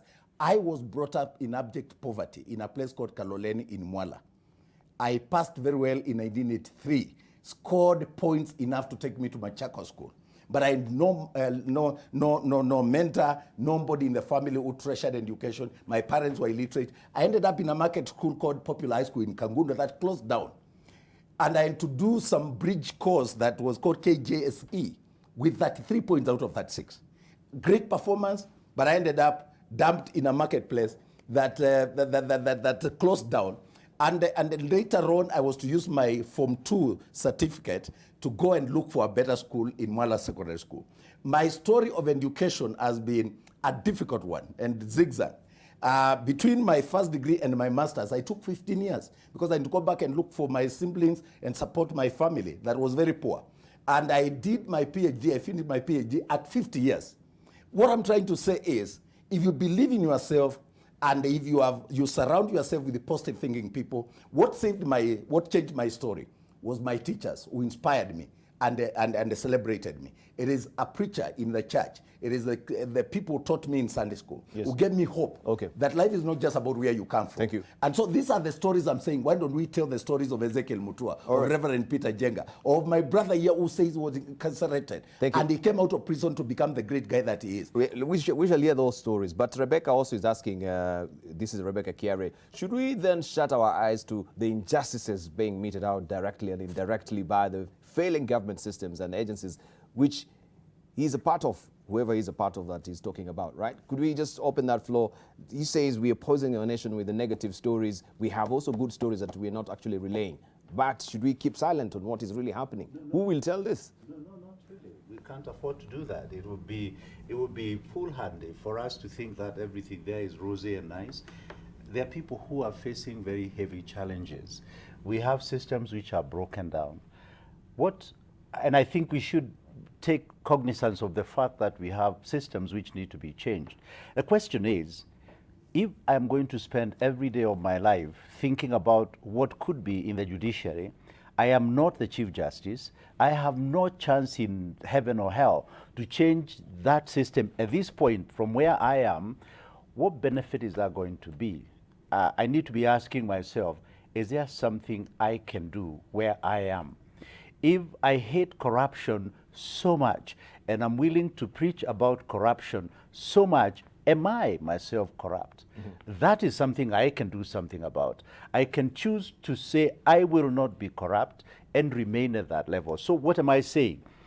You've got to do what you can. I am not the president. I can tell you for a fact, I have very bright ideas as to how to change this country. But you know what? He is. I'm not. But you know, I'll let him worry about the things he ought to worry about, and I worry about where I spend every day of my life and do what I can. Talking about the media, this newspaper is probably the only thing that somebody reads. We are not readers as a people, and they take time to read this nation and then discuss it and debate the rest of the day. If all you have is murder and rape and corruption, that is what will be going on in the lives of many people, because they are not reading. And therefore the appeal is not to ignore what is not working. The appeal is to look for good things and talk about good things. Foreigners think we are crazy because they can see the opportunities in this country. They want to come here. We are busy running away to go and do some menial jobs, to go and be slaves instead of looking for opportunities here. Now, is there a responsibility on those who have positions of responsibility? Of course. And they ought to do the best they can while they are there to make life better for us. All right, thank you. Pete, let's hear from you. Let me walk over also and try and make Reverend Geoffrey Njenga smart with the mic. It's a bit tacky there. Yeah, I mean, you don't want me to look good, I know. No, you look good. I asked you to enhance your looks. Yeah. Pete, continue, please. Okay. Thank you. Debal, make me look good too. You're looking good. You're looking good. Okay, you can't be better than me. At the same time. Vain competition. Pete, continue. Debal, I'm just thinking about the question that one of the viewers just asked about ignoring the realities. You know, this morning I woke up and I did something that I generally do not do. I opened up WhatsApp. I generally don't do it as the first thing because I have become used to receiving negative stories or little videos of things, scandals or something that's going on that sets my mind on a wrong direction. And I sort of broke my own rule and I just sort of flipped through to see what was there. And I saw a little video of one of the politicians, one of our MPs was speaking, talking about the county government debts, talking about national debt, talking about corruption. Yes. It was a little short clip that basically said, it is hopeless. We are a failed state. And they left it there. And I'm thinking to myself, so you've given me nothing except to tell me give up. So I'm saying to myself that these situations, these realities that we face, either can or cannot be fixed. That's a decision we have to make. Absolutely. It's first of all, you decide if they can, then let's sit down, take stock of the reality. And I think this is the challenge of leadership. Because this is what you call this a leadership forum. Yes. Leaders, political and otherwise, need to be in the place of bringing reality on the table and then saying, yes, we can. And then move on to what do we need to do to solve these things. And I think that's the problem that many of us are pointing fingers at one politician or one government official or another. And let me tell you, there are people watching this show right now who have in them the ability to be able to influence parliament. Yes. Who can actually offer themselves for elective post. But they sit because they say politics is dirty, they say things are corrupt, and so they will sit on the sideline. But I don't believe that the solution is just in the political or government realm. What I was saying earlier in my time of speaking here is that we have to attack this thing from all fronts. There is the macro and those in position who have an opportunity to do something for this nation. But there's also me in my lowly place to say, I will pick up that starfish and throw it into the ocean. I will do my bit where I am because this is as important as the big macro changes that we're talking about. This is the hummingbird that Wangari Maathai was telling us. Precisely. So don't give up. You know, once you see that particular inferno licking up the forest. And do not ignore your little your little contribution. Thing that you can do, your contribution. It really matters. We look very little, but it is. And let me support what Pete is saying. We'll come to you. You know, I just wanted. I thought it's very important. You know where I am. Yes. And I think there are so many of us. I'm just giving an example. I have this vision and a way of working like I'm the president, because where I am, when I speak, his picture, portrait is behind me, and I don't expect the president to ever come to KFCB and regulate films. So I do it like there's nobody else that matters, and if there's a question, it begins and ends with me. I don't say, oh, there are bad policies, or the president. I don't escalate it, because he gave me a job, and that's what I'm saying. Let's do our little thing where we are. Let's change things. Fantastic. Change something. And I always say, even if it is changing the table to face the other way, I am a change agent, and I'll do it whatever this little thing I can do. Even if it is saying thank you to someone, even if it is saying you are great, you look beautiful today, you are dressed well. Give hope. Don't just depress people with negativity, accusations, and blame and pointing fingers. Thank you. Give hopes to somebody today. Tell them you look great. Tell them you are smart. Tell them you are beautiful. You didn't tell me I'm smart. You are smart. You should start by awesome. an Even example. though you lead this program. Thank you, Peter. Thank you, Dr. Executive. Let's come to Peter right now and just hear from Peter as well. Your story. Not smart. I'm not smart. That's the truth. Thank you. It's the truth. I like your sincerity. Yes. Right. Let's hear from Peter. I think one of the things is we are in commonality here. I mean, I'm just looking at the notes I've taken or I've made, and it just agrees with what, I'd written them even before they shared. And we are in one agreement that we are the leaders. We're not supposed to look at that detached person as the leader out there. When you're the leader, when you have that garbage in your car, you've used your paper bag, then you're driving, you stop, you push down the window of your Mercedes-Benz and throw it out and expect someone to come and pick it. We are messing our country, then blaming the systems. What are we doing at our levels? And then we want to operate in silos. We don't want to work together. It's like we are competing in doing, I want to be recognized as I'm the best. Fine, let's compete in doing good, I agree. But let's not bring others down as we go up, or as we seek to go up, because that also drops the overall view of the nation.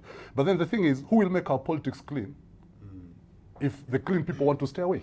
We can't be sitting there and saying, especially the middle class. I want to tell you the middle class, I'm not a politician, and I don't aspire to be a politician. Are you sure? I don't aspire to be a politician, but I talk a lot with politicians. Yes. I know the levels to which we talk, and I give it straight to them. The key thing is the middle class are the biggest complainers because they also contribute the biggest to the economy. Yes. What are they doing to make the country clean? When you're talking of corruption in the system, that this company got this tender and gave this money, who gave it? We are looking at the taker and not looking at the giver.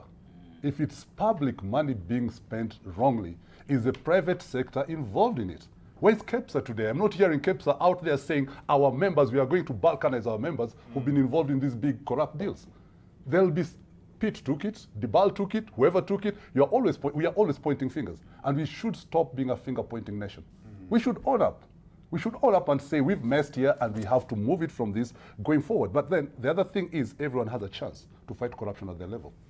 I saw it in prison. The prisons department, I don't want to praise it unnecessarily, but I think it's one of the departments I saw, having gone there when it was a torture chamber and left at the stage where it was an empowerment center. I saw the transition and I saw people buying into it. There are people who didn't want the change. There are people who opposed it. Even when the female leaders came on board, like Madam Wanini, Madam Muturi, and they said, this is what we need to do. I know some of my male mentors and teachers, as we call them, the warders, were like, no, this lady is not a blah, blah, blah, We have to stop and say every Kenyan deserves a right to lead. Every Kenyan, as long as they have that capability. We have very powerful women leaders, ethical leaders. We are not giving them a chance because we are a patriarchal society. I come from the point that everyone is a leader. I mentor young people. I don't call them kids. I call them leaders at that age. And whether they're in their homes, when they're interacting with their parents, they should show their parents, they should show their teachers that leadership at that earlier stage. Yes. But one of the issues that was raised that I'd like to address is about the media. I know I have my love-hate affair with the media. I've had it for some time, and for my own reasons. But that does not, I support everyone's right to share information because it's under our constitution. The key thing is we sometimes want to bash the media, and we also call the media the public watchdog. Some of these things that are happening in this country, if the media kept quiet, we wouldn't know about them. We wouldn't have any conversation about it.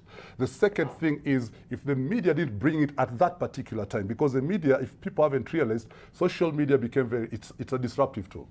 That's the model. Social media is disruptive. But even main media now, mainstream media, is becoming disruptive.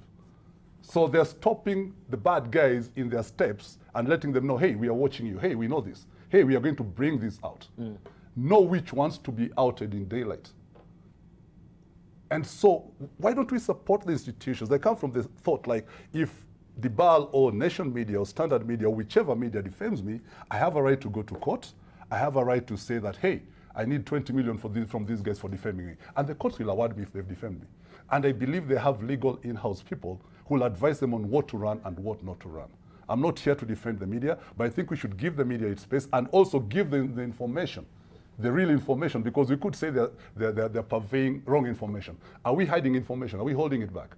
If my dad is a criminal, if my dad is a crook, and I'm driving a V8, bought by public funds, am I ready to go to Kinoti on Kiambu Road and tell Kinoti that V8 in our compound is bought from stolen public funds? I raised that in Mango, I raised that in Hillcrest, and the kids were saying, oh yeah, that's a different line of thought. We could be flossing and looking all good, but then the things that we are flossing about, the house we are living in, is actually bought with stolen public funds.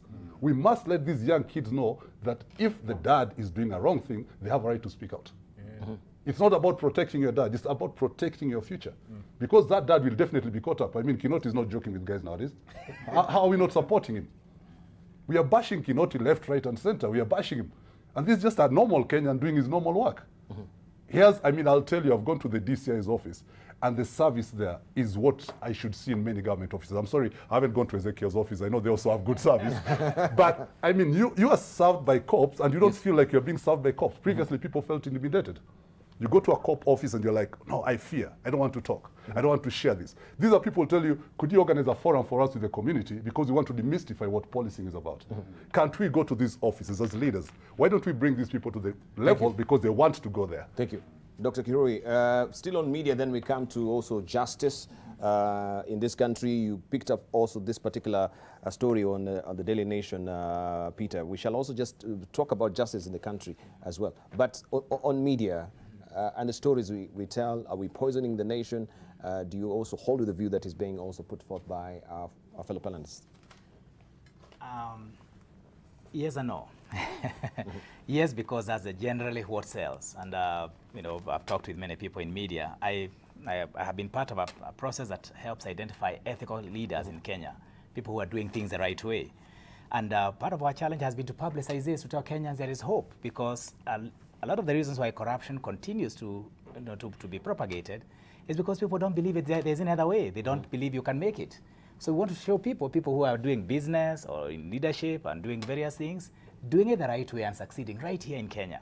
In fact, the biggest of this is through a group called Elnet. The biggest of these has a turnover of 1 billion shillings. So it is possible to make 1 billion shillings without being corrupt. But when you try to sell that kind of news to the media, I actually have had a chief editor in one of the stations, I cannot name which one, tell me that's not news, and so on. And I know it was at the height of when the nation was very discouraged, and I wanted to bring that. So there is a yes there. No, in the sense that, as people said, you have, of course, a chance to choose and so on. So, but maybe let me give a possible way forward. I personally feel, at this point in time, I really wish, maybe if I was a minister for information, I would definitely encourage every media station to carry a positive message. Because like Dr. Mutua said, only positive news really encourages. It is what gives people hope. When people feel down and beaten, they are not able to do anything about their situation. So yes, I think largely we are a negative society. We thrive on negativity. And I think we definitely need to deal with that.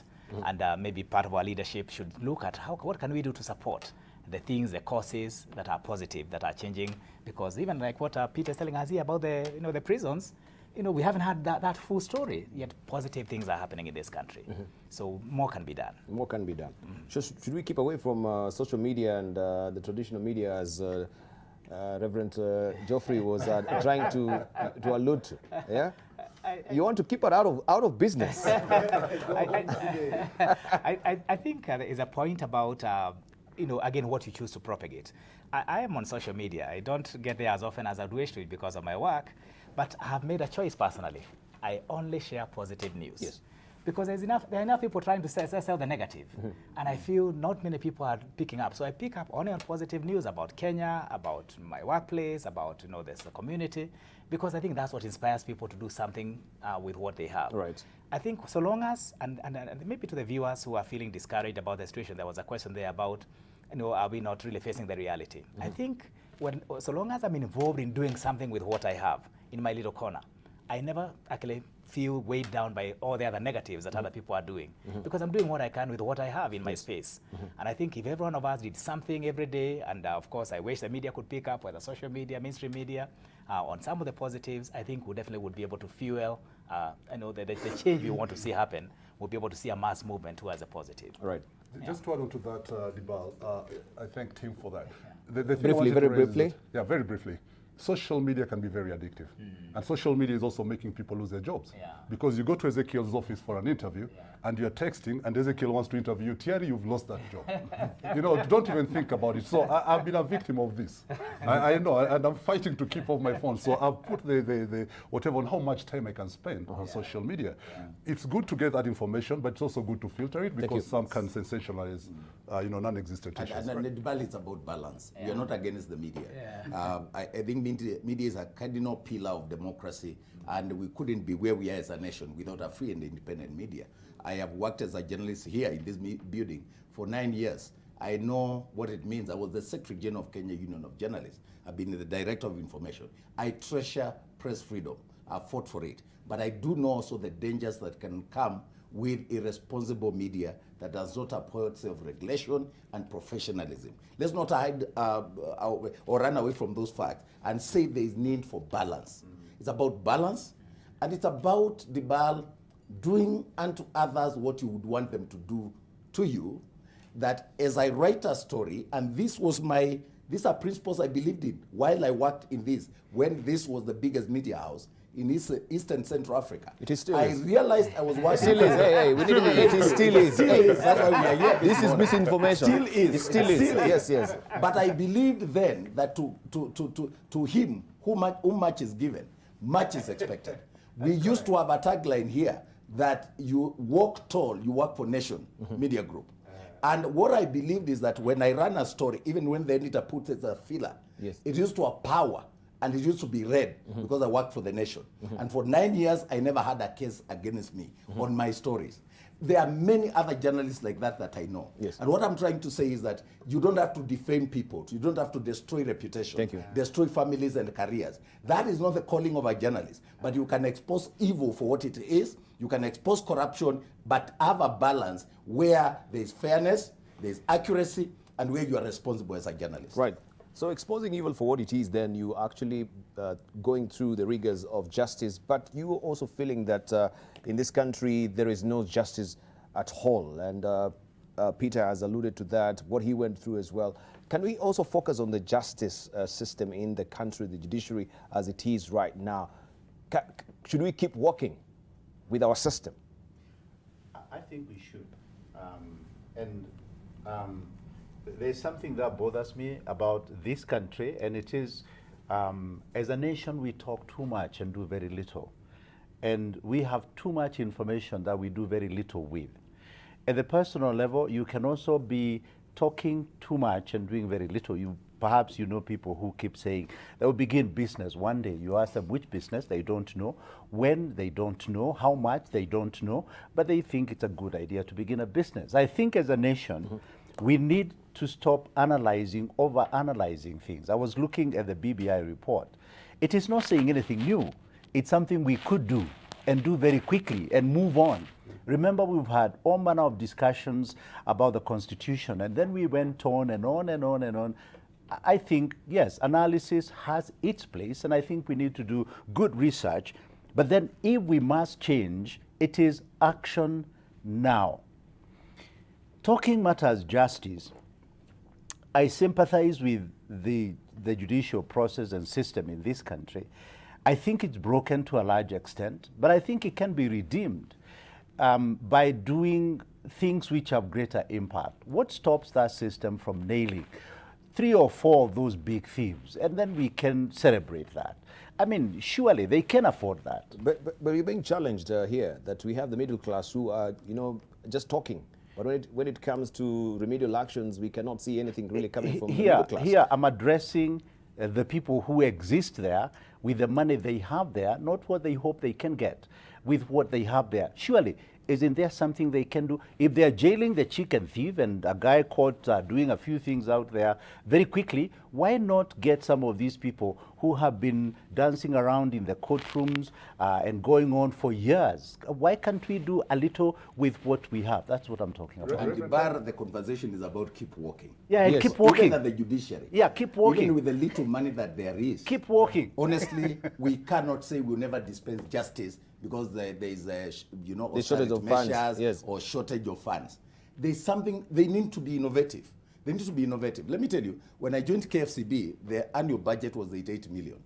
We are blessed by God and we thank the government. We have increased our budget to something substantive. I mean, how much? We are operating at around 600, but we have partnerships and programs that are funded in cash and kind. We estimate ourselves to be at 2.14 billion from 88 million in the 4 years that I've been there. I'm not blowing my trumpet, but SCAC that rates us has rated me 99 for 3 years in a row. So this is, and you never publish that story. We never publish. That story is never known, so people think I only ban films. But Ezekiel, that would be conflict of interest because you're a former journalist at Nation Media.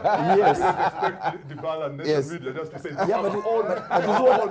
you see, when I ban films or we have an issue in our decision, that will be reported, and I always say, when you bring that perspective, people would respect it and say, yeah, these guys could be, reigning terror. Yeah. But they're also doing something good. Yeah. And this is what I say about judiciary as well. The BAL, justice is our shield and defender. That's our national anthem. Yeah. And justice is everything. There is nothing as good as knowing that if we differ with the reverend here, I'll get justice. That if my cow is stolen for that villager there, that they will get justice. There is a place they can go. Right. Our judicial system has challenges, but is one of the best. This is one of the countries where we saw a presidential election nullified by the Supreme Court. A tough decision. What I'm saying is let us not look at the shortage. Yes, but there are issues. Yes, as we come to Pete, but this is still the same country where we saw, I can't remember how old she was, but in the 80s, this grandmother who was actually put in the slumbers because of stolen, of course, that was ridiculous. It was, stolen, and it was not her who actually stole. It was property which was stolen, found in her house, I think by the grandson who had stolen the chairs. And she was put in jail. Yet we have millions and billions of shillings being stolen in this country, and people go scot-free because of bail. Pete. There is injustice. There's injustice. Yeah, absolutely. And I think if I look around me, I will not just see stories, but I know people who have been unjustly treated by our systems. And I think the question we're dealing with here is not about glossing over with positive thinking and saying that somehow life will get better. We need to accept that there are serious problems in our systems. And then we need to and I think what I like about this forum is we're looking not just at the big issues, we're looking at the small issues as well, because these two work together. We need to also realize that change does not happen with everybody walking on their own. That's something that we haven't really spent a lot of time on here, that we are in this together, and I encourage people, form something, join something, become part of a lobby, become part of something that is working to move the needle in the right direction. Because if you are sitting back and seeing a problem, I can tell you, most likely you as an individual would not be able to push that thing up the mountain. But even politics runs on numbers. If we can come together, whether it's the churches, whether it's the students' bodies, whether it's whatever it is, join something that says our resolve is to make this country a better place. And with that resolve, it does not mean things are going to stop immediately. But we must say, I reject evil. I reject injustice, and I'm going to work towards it. And actually, the fruits of this might come even after my lifetime. And I think that's a reality we need to be also to be aware of, that if I don't see something happening in the short term, it does not mean I should not pursue it. I'm going to work on it because I believe it is the right thing. I do the right thing because I believe that I'm investing in something that I should be investing in. Yeah. I was just reminded yesterday that honesty is such a lonely word in this country. Because I was sitting down with a friend of mine, and he was telling me, you know, in this country, you cannot survive if you're not a thug. You need to be a smart thug. And I came out really broken. I wondered, truly, where is the place of honesty in this country? If you do your things straight, you will never actually, you know, maneuver your way and have what is supposed to be, you know, deservedly yours in this country. You have to be a thug to actually proceed in life in Kenya. Yeah. But can we change this narrative, and how do we change this narrative? Because if I come with my good papers and you put them out there, everything is ticking, you know, you're a taxpayer, you've got a year, the integrity list that they normally, but this is what they say. I walked in this building without knowing anyone. At the reception down there, I called for the editorial. Was it a very different epoch of time? Maybe you're in a different dispensation altogether. I do not know. But this is not the narrative that we want to spew. This is one side of the story. That's what I'm saying. I'm just giving a case in point. I'm just giving a case in point. Peter. I think I agree with you. That's the perception. And even there was a survey that painted that gloomy picture. And I said we have to move from that gloom. I believe majority of Kenyans, we are over 45 million. Majority of Kenyans, more than 43 million or 44 million, or 44.5 million actually doing very good things. And yet those very few who are, you know, rotting the basket, so to speak, are the ones where the focus goes to. Let me just go back to the judiciary before I make my point. Yes, please. We've been blaming the judiciary a lot. I know we've come from a broken down system. We've tried to improve it. We still have challenges, even what we are reading in the media today. But then, if I don't go and give evidence in court, how will that case be determined? We go and make complaints, but when we are supposed to go and give evidence in court, we don't turn up. We have unnecessary adjournments, one after the other, and because the media will write about this article as a headline, but they'll not follow up. So public interest wins in that article. I'll give you a practical example straight from The Nation. I started reading The Nation when I was 5 years old. The Goldenberg scandal that was done by your former journalist, Peter Warutere, it kept me on tenterhooks because it was sustained until the very end. So could we have a media tracker of the corruption cases that have been taken to court and the stages at which they are? Because you can easily get that from the judiciary. So the public is informed and the public does not feel the judiciary is not doing its bit, blah, blah, blah. We have judges who want to do cases from morning to evening to completion. But then the witnesses are not there, the lawyers as well. When you talk about the judiciary, let's just look at the bench. Let's look at the bar. Let's look at everybody in the playing in the criminal justice system. Do you have enough funds to give the witnesses to come to court? Do we have enough funding for the witness protection program so that if there are these high-profile cases, the witnesses feel adequately protected and they can give their evidence without being exposed? I saw someone giving, yesterday, someone sharing that about an Al-Shabaab suspect who had surrendered. But then we splashed his face out there. Why don't we cover his face? Because if he surrendered and he was to help the country, we splash his face, his family will be known, we're exposing him to danger. So I think there are some of these ethical things we just need to look at before we blame the judiciary wholly. I'm saying there are also very lazy judicial officers who don't want to do cases. I started by saying that there. But then, can't we crack the whip?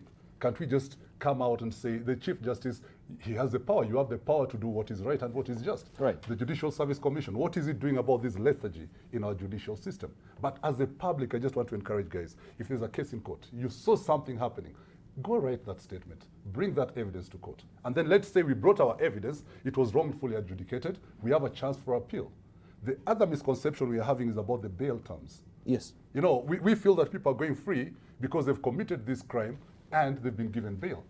What do you expect? The constitution here that we passed, I've also voted for it from prison, I think, here. The constitution that we passed granted bail to everyone.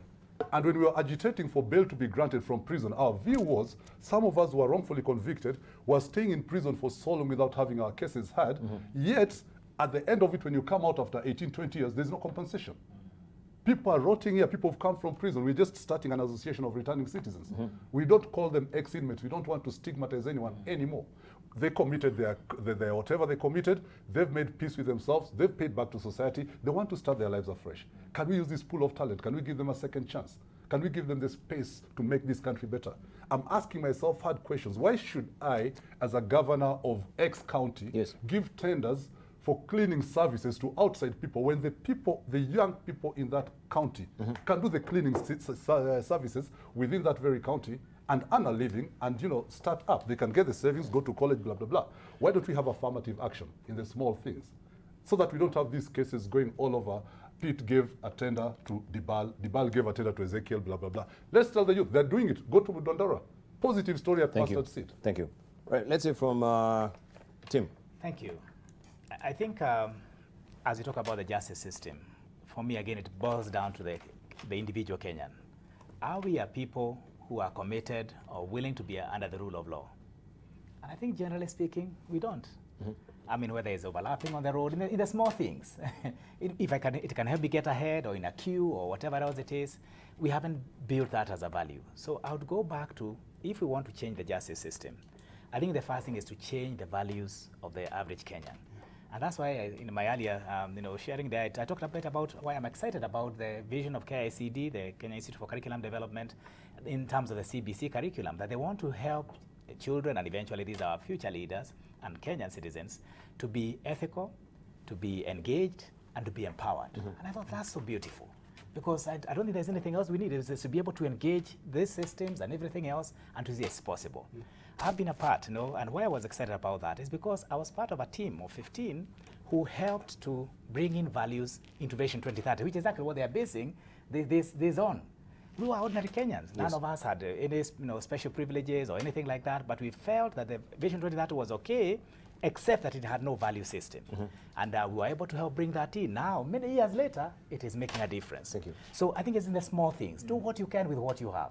You will never know how it's going to play out in the future to make a difference. Right, thank you. Thank you. As we're also preparing our headline thoughts briefly, we were talking about consumption, what we consume, and you also being the czar of watching what we consume as well. From the books, and I know there was a report that is in the public domain about a book which was giving suicide as one of the options for you to consider when you are sort of really frustrated as well. And I know the publisher went full steam ahead and also apologized for this, and it's been pulled out of the circulation as it is right now. But how did we even reach there, that we can have children consuming such content from our books? Briefly, as we're winding up, Dr. Ezekiel Mutua. I think irresponsible adults will bring up irresponsible children, that irresponsible systems will breed irresponsibility across. And I think what we need to do, rather than point figures, like we said, is to do what we ought to do as individuals. And I think it all begins with me, at my own turf, and within my own purview. What can I do, and can I be the best version of myself in my current situation? This is what it's all about, keeping walking. Because life will never be, what they call a bed of roses. There will always be challenges. There will be challenges in our families, in our societies, in our companies, in our government.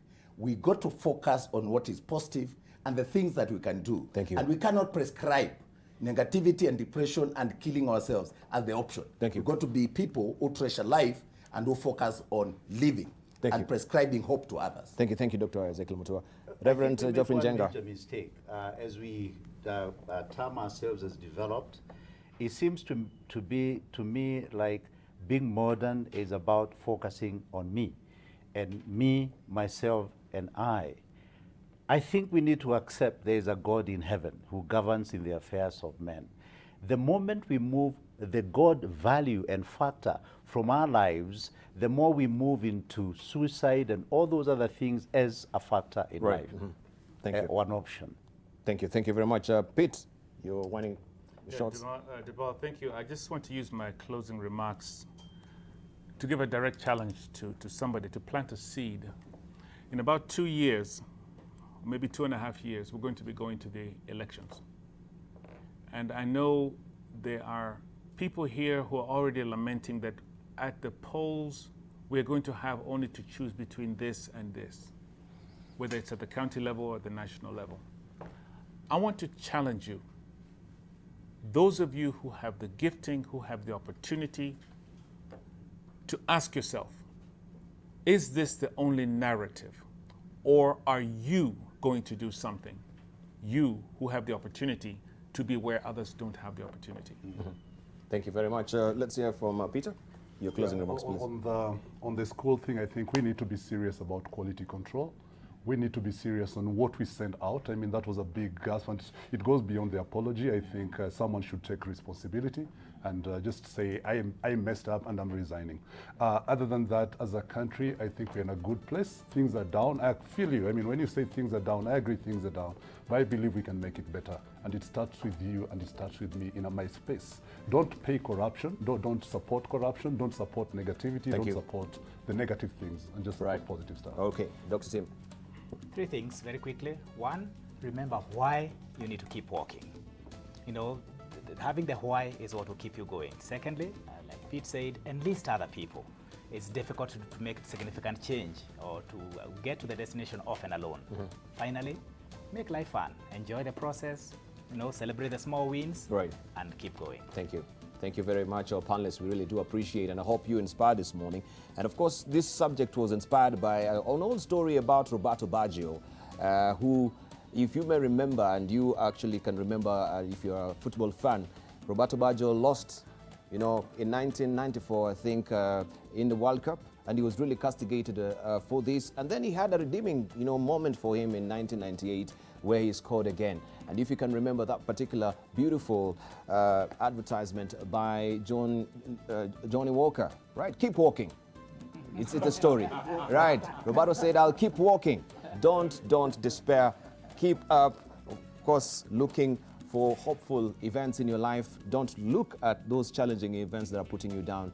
That is the essence of keep walking no matter what. Right, we continue Press a Brief just to show you what we have today in our diary. The True North is up next just to give you a glimpse of how Friday looks today. The Kenya National Bureau of Statistics will be releasing additional reports following the August 2019 census.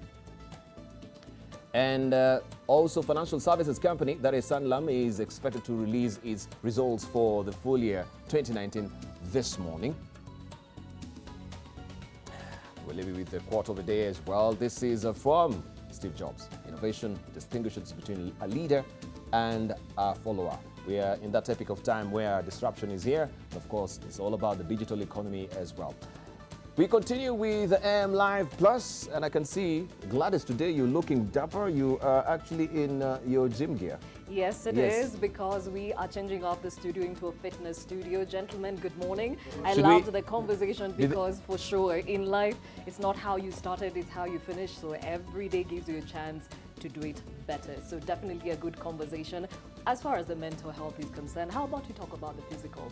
Because a human being is a wholesome being. So that's what we'll be catering for. And of course, remember in 2018, there was a report by the WHO that actually ranked Kenyans as the most unfit and unhealthy in East Africa. So let's do something about it, and we'll give you more details. Beginning with who in the panel today? We don't want to... Huh? Oh, please, get into your gym gear and join us. Fantastic. All right. That is happening on the other side of a break after, of course, we take also a breakfast with our panelists. Thank you so very much for your valued company.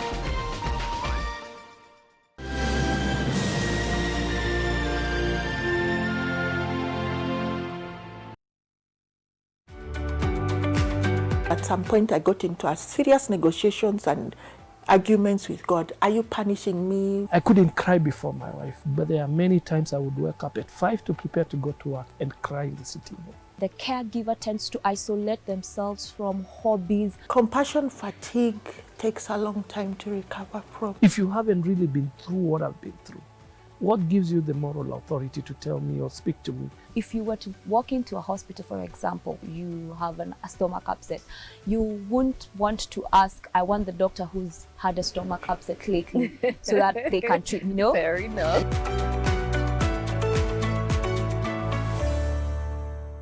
Imagine a cab that's always on time. Imagine experiencing luxury and class at no extra cost. Introducing the new Prepare Taxi Hailing app. Download the app today and experience love at first ride.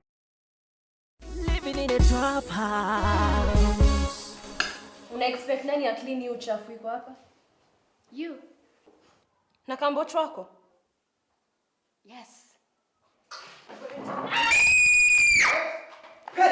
University policy is to suspend students with fallacious charges and unproven accusations? Unproven accusations? Your daughter tested positive for amphetamines, particularly meth.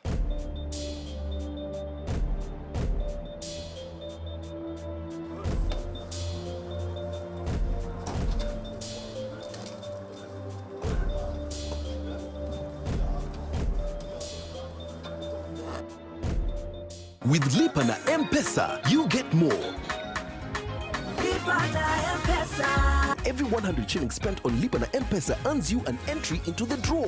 Do more with Lipa na M-Pesa. What could be so special about a Catholic man that would make a woman wait for one to her 60s? Then it hit me that this lady was probably looking for a man out of this world, and a Catholic man is a man from Mars.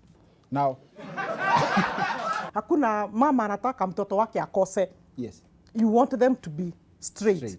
But unfortunately, they are human beings. Niko na time madhe amepika ugali, sijui ameendia sahani ndani na kimbia na beba yote. In fact siko namwachia hata kidogo. Kama ashaona amechelewa siku hata 3, njaa inamuuma, hana cha kukula, anaimba hapo. I have decided.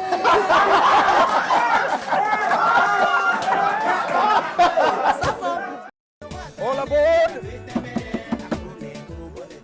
NTV on the road heads eastwards of the great Mount Kenya to county number 12. Kuma gatombeka Mount Kenya kwena mania na muro gwita mwito nejo mutheru jwa gatune gukurukira muro nejwa kadita mero twechonjo. From here we will tell you stories about development and hear the voices of the people. NTV bukukaribishwa Meru mono. Tutapata ya mlimani yaliyo moto na ya kupoza, bila kusahau nasaha kutoka koze wa Njuri Ncheke. Tutaangazia sekta mbalimbali kuanzia mhimili wa uchumi wa eneo hili, miraa, utalii na baada ya kazi. NTV Meru. Hata kamera iko hapa.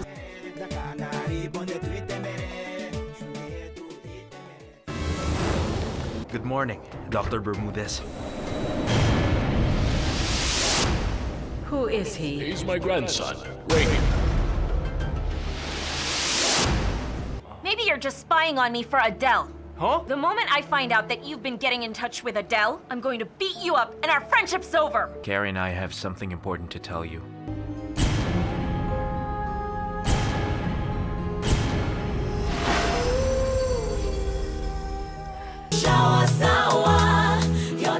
Sour Shower has never been better with the new look Sour. Now with a new formulation too that will leave you feeling fresh for longer, while the soap lasts even longer. The Nation Media Group, in partnership with Kenya National Chamber of Commerce and Industry, will hold its first SMEs Conference and Expo on 24th and 25th February 2020 at KICC Savo Ballroom, Nairobi. SMEs will showcase their brands, products and services. Be part of eye-opening conversations with experts and peers. Watch it live on NTV on the 24th of February from 9:30 a.m.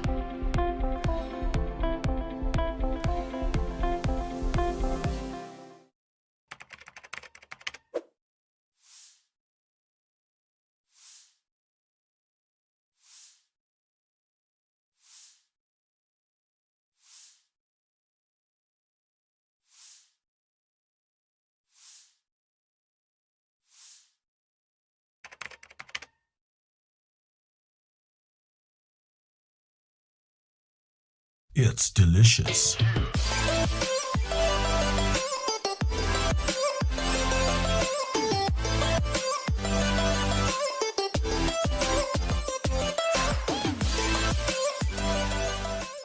Just move into the weekend where there's something for everyone. For relationship, financial, and travel information, grab the Saturday Magazine. For trendy farming practices and the latest in agricultural technology, read Seeds of Gold every Saturday. Get your gossip and entertainment news in The Buzz every Sunday. For updates on lifestyle hacks, read Lifestyle every Sunday. To keep your child entertained, get Young Nation every Sunday, covering your needs. Top spot ndo mwanzo tu.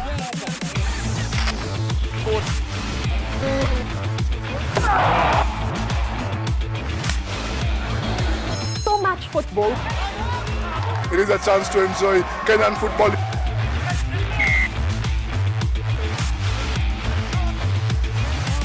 Crunch time for the Kenya Sevens rugby team.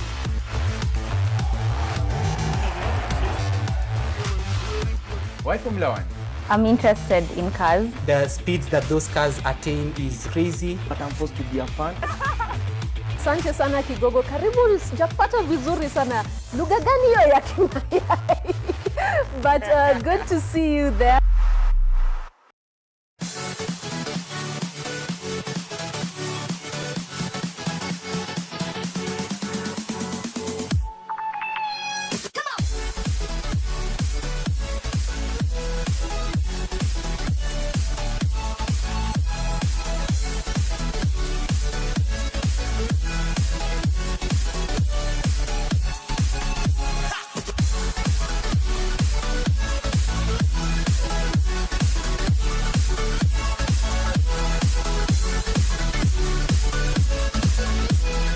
For rib-cracking comedy, just move to NTV.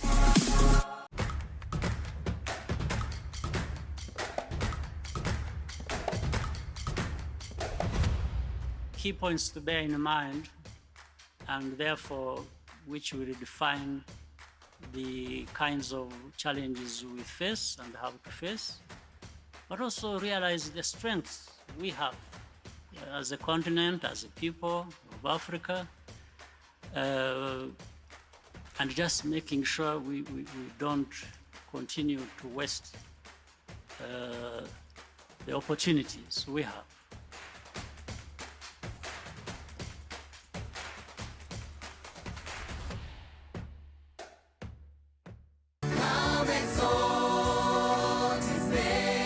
You represent the interest of the kingdom of God, of the King of Kings, of the Lord of Lords. So you go and speak on my behalf. That the Lord is good. Oh, blessed. God wants to use us as instruments in his hand so that the many who are in bondage and slavery can be set free. Oh, be the Lord. All you say, he'll give you everything. He'll give you everything. Anti-bus. My friend, how dare you try to park that toy car in the only remaining parking space? Where did you expect me to park my beast? You should know people and respect their worth. Na kila room ukiingia, fanya usafi kabisa, kung'are. Sawa. Akia nani mzee yako single. You're trending on social media. Ko number 3. That's not enough. Pass me that phone. I need to call that young boy called ex-Christian Deal. He can use his fake followers to make me the #1 trending topic. With Lipa na M-Pesa, you get more. Every 100 shillings spent on Lipa na M-Pesa earns you an entry into the draw. Do more with Lipa na M-Pesa. It's delicious.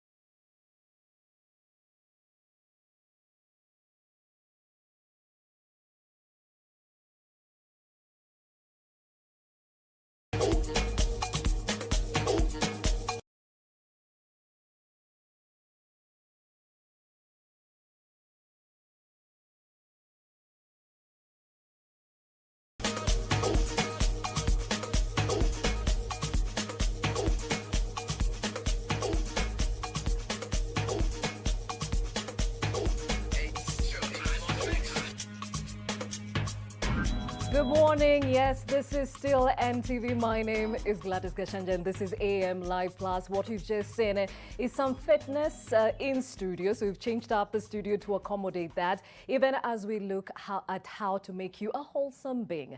Earlier on AM Live, we talked about how to cater for your psyche, your mental state. Now let's talk about your physical state. And that will be getting into even as NTV and the Nation Media Group ensures that you actually tap into this culture that goes a long way in ensuring that you have a healthy lifestyle. Now we'll get back to that. Even as you've seen in studio, we have Monica Washeke, who is the head of broadcasting NTV, and of course Peter Morathi, who is the CEO and founder of Emperor Fitness Limited. A lot more coming your way in a moment, but for now let's switch gears to this current affairs show. And as you know, we are all matters current affairs both within and without the country. My colleagues are standing by to give us a brief of what's happening in their region, and speaking of which, I'm told Martin Maura is standing by from Murang'a County. Martin? Yes, thank you so much, Gladys. It's a bright Friday morning here from County 021. And I just want to bring our viewer to attention of the kind of stories that we are following up today. Now, the first, the story that we are giving prominence today is there has been concern by residents of Murang'a town. Actually, not only Murang'a town, but Murang'a County in general. They are raising issues concerning increase in bank smoking. This is after it is believed that the area administrator has been able to fight illicit alcohol and other related drugs. But it is now that bang is being transported here in Murang'a in huge quantity. And it is believed that this, according to the security officer, they are saying that this bang is also being transported as a cargo. So that is why it is becoming so hard to detect it or nab it when it is being transported to this county. Actually, something that has raised concern is 2 weeks ago, you remember, last week, a guy was killed after trying to rape the mother. And the mother became so furious and dosed him with petrol. A similar incident had happened the previous week in Maragua sub-county, where another guy also attempted to rape the mother. It is believed this is after intake of the bang. So even 2 days ago, a student was, 3 students from a certain local secondary school were nabbed with bang and charged at Akamgema local. Something else that we are following up on is matters to do with theft. Residents here, there is a concern that street lights in Murang'a that are being vandalized every now and then. The street lights that were placed by Kenya Power heading to Murang'a towns and other neighboring towns, they have been stolen and nothing has been, and they have not been replaced. So this has become a security threat, and residents are asking the government to kindly replace them before mugging comes back. So those are some of the few stories that we are following up from this county. Back to you, Gladys. Thank you, Martin Maura, speaking to us from Murang'a County, where residents of that county have been raising concerns over reported high cases or rise in smoking of bang in the area. We now cross over to Kisii County, where Janet Nyamwamu joins us with the latest from that region.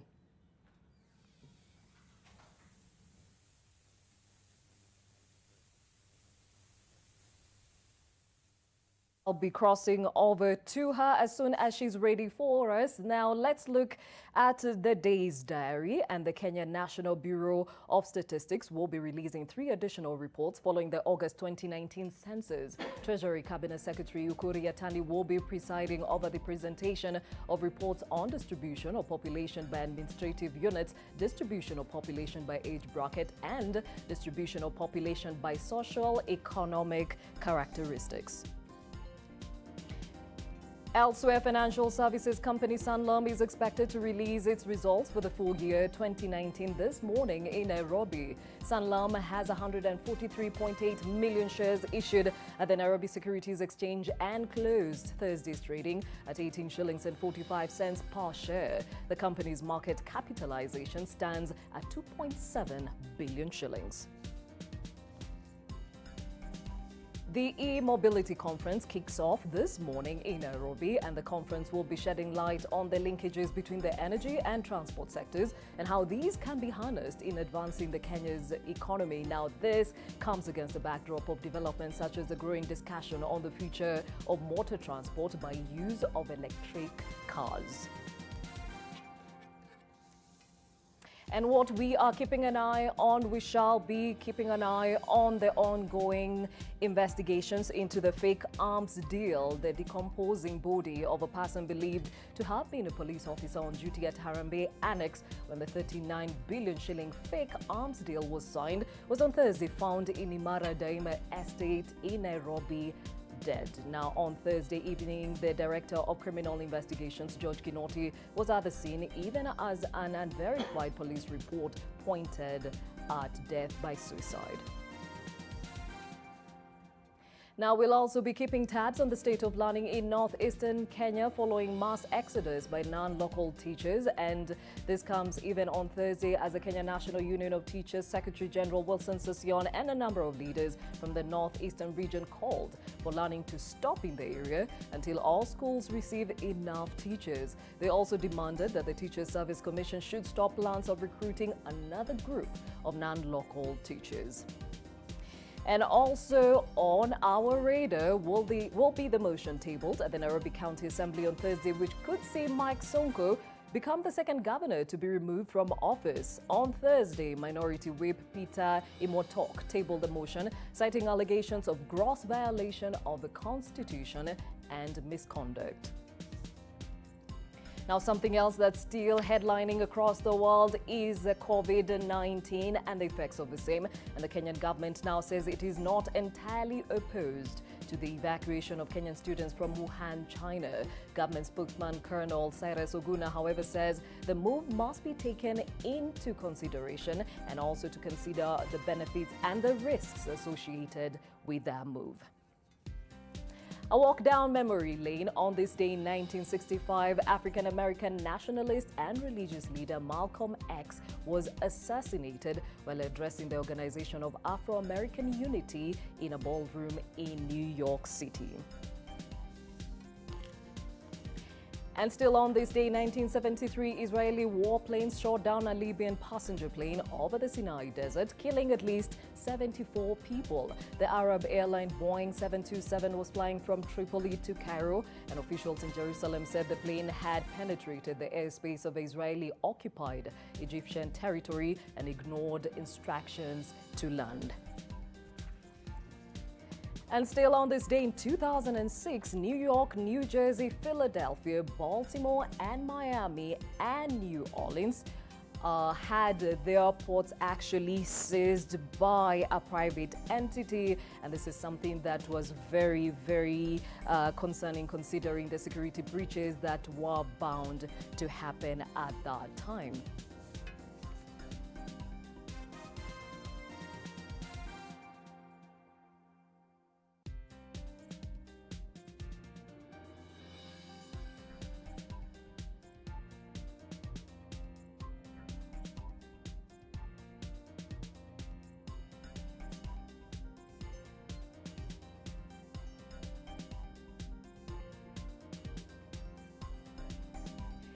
On to the conversation of the day, a global report on physical activity released by the World Health Organization. If you can have those graphics on screen, in 2018, that is, revealed that Kenyans are actually the most unfit and unhealthy in East Africa. Now, on the other hand, our neighbors, Uganda, only had like 5.5% of its citizens who are not active enough, which is the smallest number in any country in the world. Now, it mentioned that 15.4% of Kenyan adults are not as active as recommended by the WHO. Now, get this, the recommended level of activity is actually 150 minutes of moderate or 75 minutes of vigorous physical activity per week. Question is, what are you doing about it? Now, this largely explains why Kenya is increasingly facing the burden of non-communicable diseases, which include diabetes, cancers, cardiovascular diseases, and of course, chronic respiratory infections.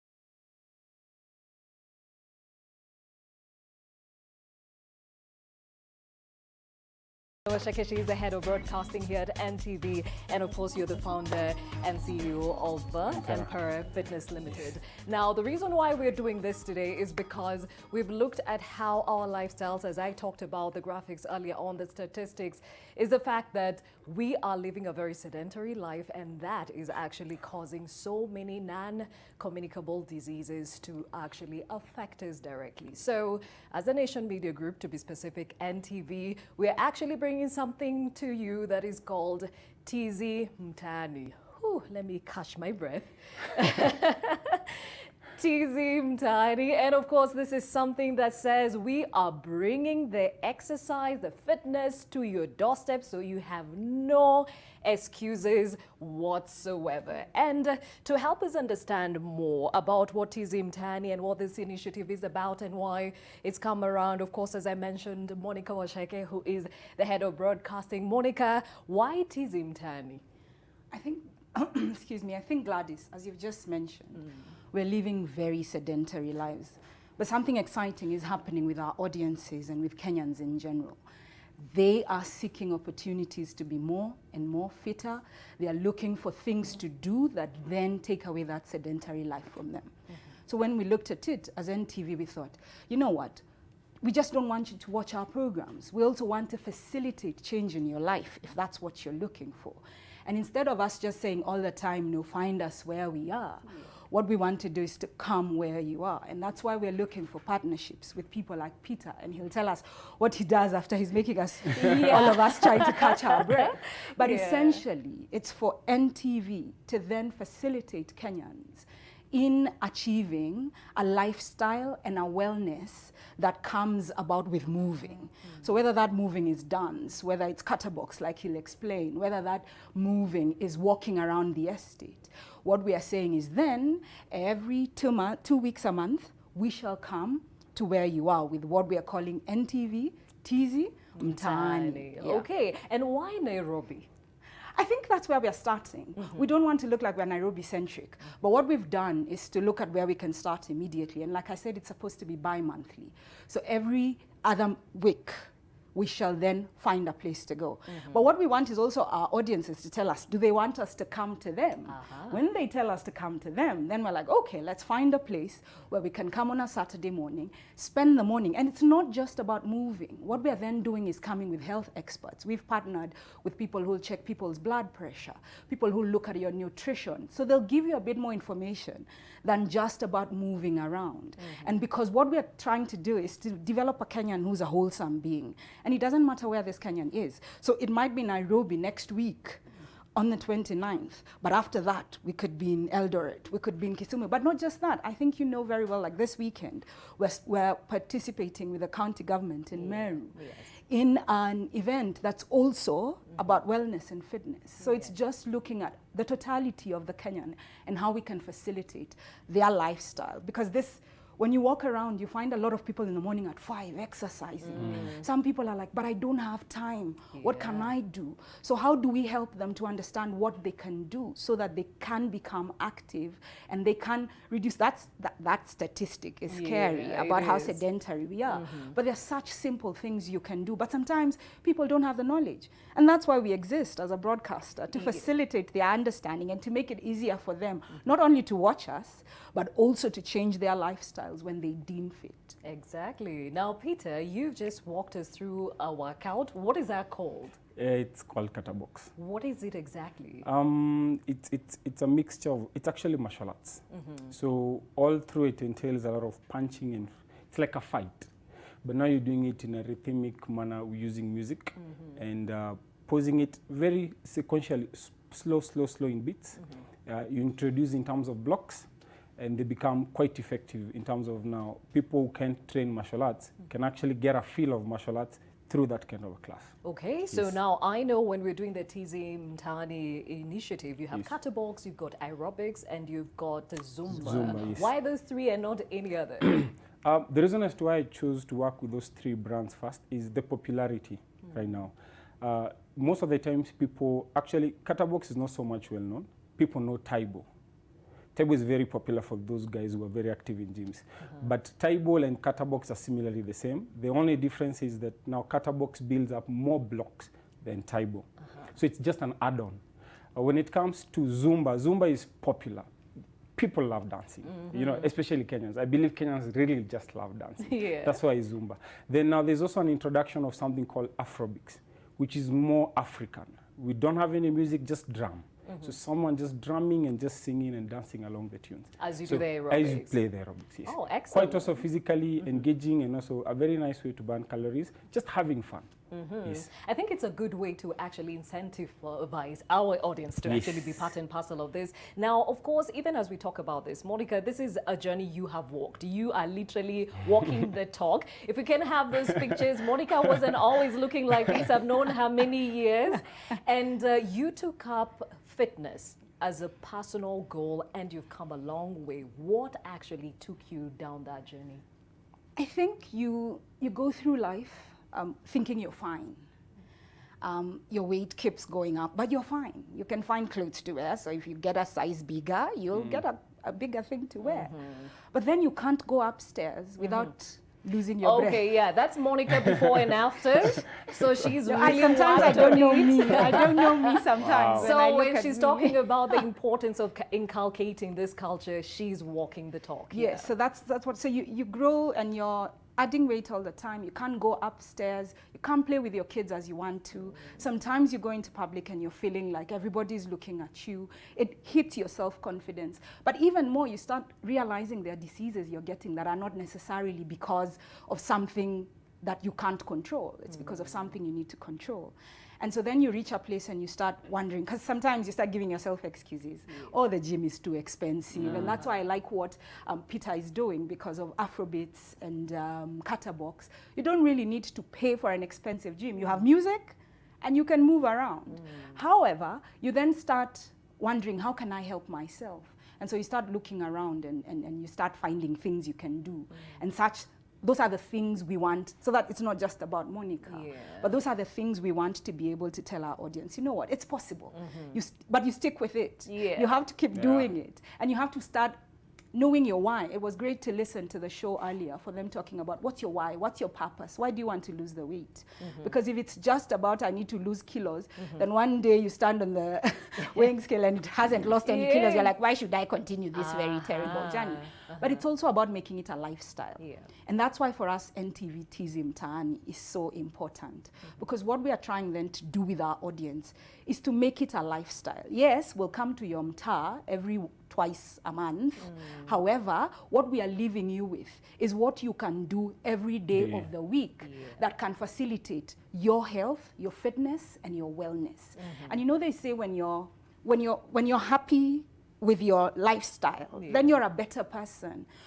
It also goes into your life. You're able to do things very differently. So what we want to do is to tell people, it's nice to look at the photos of Monica and see what she was and what she is. So it's not strange. It's not like it can't be done. It's possible. It's possible. Okay. Now, Peter, we are living at a time where, as she was saying, excuses, I don't have time to go to the gym, or I'm a mother, mothers look a certain way, it's hard to lose the weight and all that. What are the excuses that you've been dealing with and some of the struggles of the people who walk through your doors? The major issues is actually, like you said, family and work. Those are the two main major reasons that people usually always want to use. Another one that is cropping up most of the times that is also as a result of the sedentary lifestyle is now the illnesses. You have knee issues, you have back problems, and so many other medical issues. But one of the key issue in terms of fitness, and rather we should not even use the word fitness, we just use the word physical activeness. So long as you're being physically active, I think that's the motive. Number two, purpose to eat well. If 80% of your diet, if it's good, 20% of your workout will make sure that you look like Monica. You get? But the problem is sometimes we cheat. I'm gonna go to the gym, I'm gonna hit it very hard. Then unfortunately after the session I'm gonna go chill somewhere, I'm gonna have a burger, I'm gonna have a soda, then I'm gonna put it maybe a glass of wine or something. So at the end of the day, you went to the gym, you burnt 2,000 calories, one sitting you have intook 6,000 calories. So you're already at a deficit of 4,000 calories. Then also in terms of the excuses that people come up with, I think there are so many ways to overcome those excuses. For example, when I came to this building, I used an elevator, a lift rather. Yes. Their staircase. Why not use the staircase?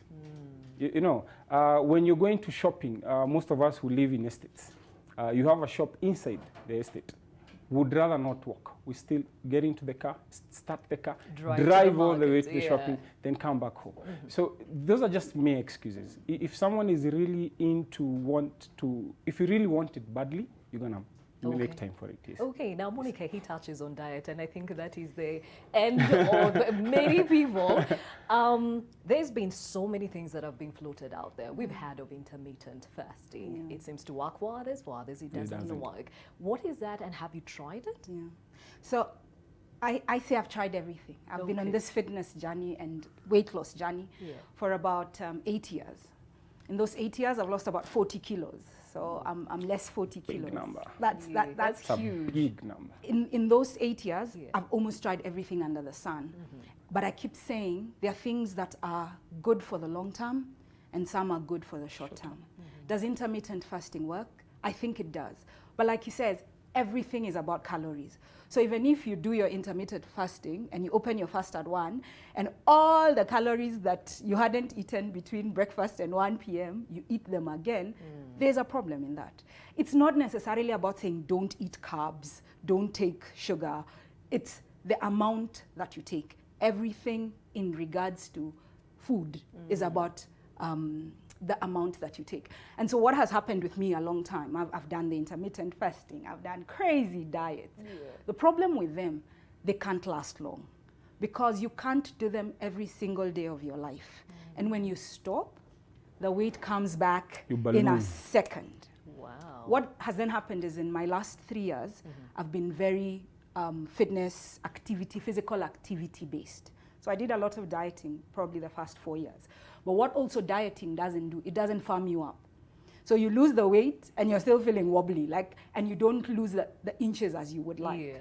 So what has happened is then after that, I then got into physical activity. And what physical has taught me is even better discipline. While dieting teaches you hardcore discipline, because dieting is hardcore. I mean, you find someone who's doing 600 calories a day.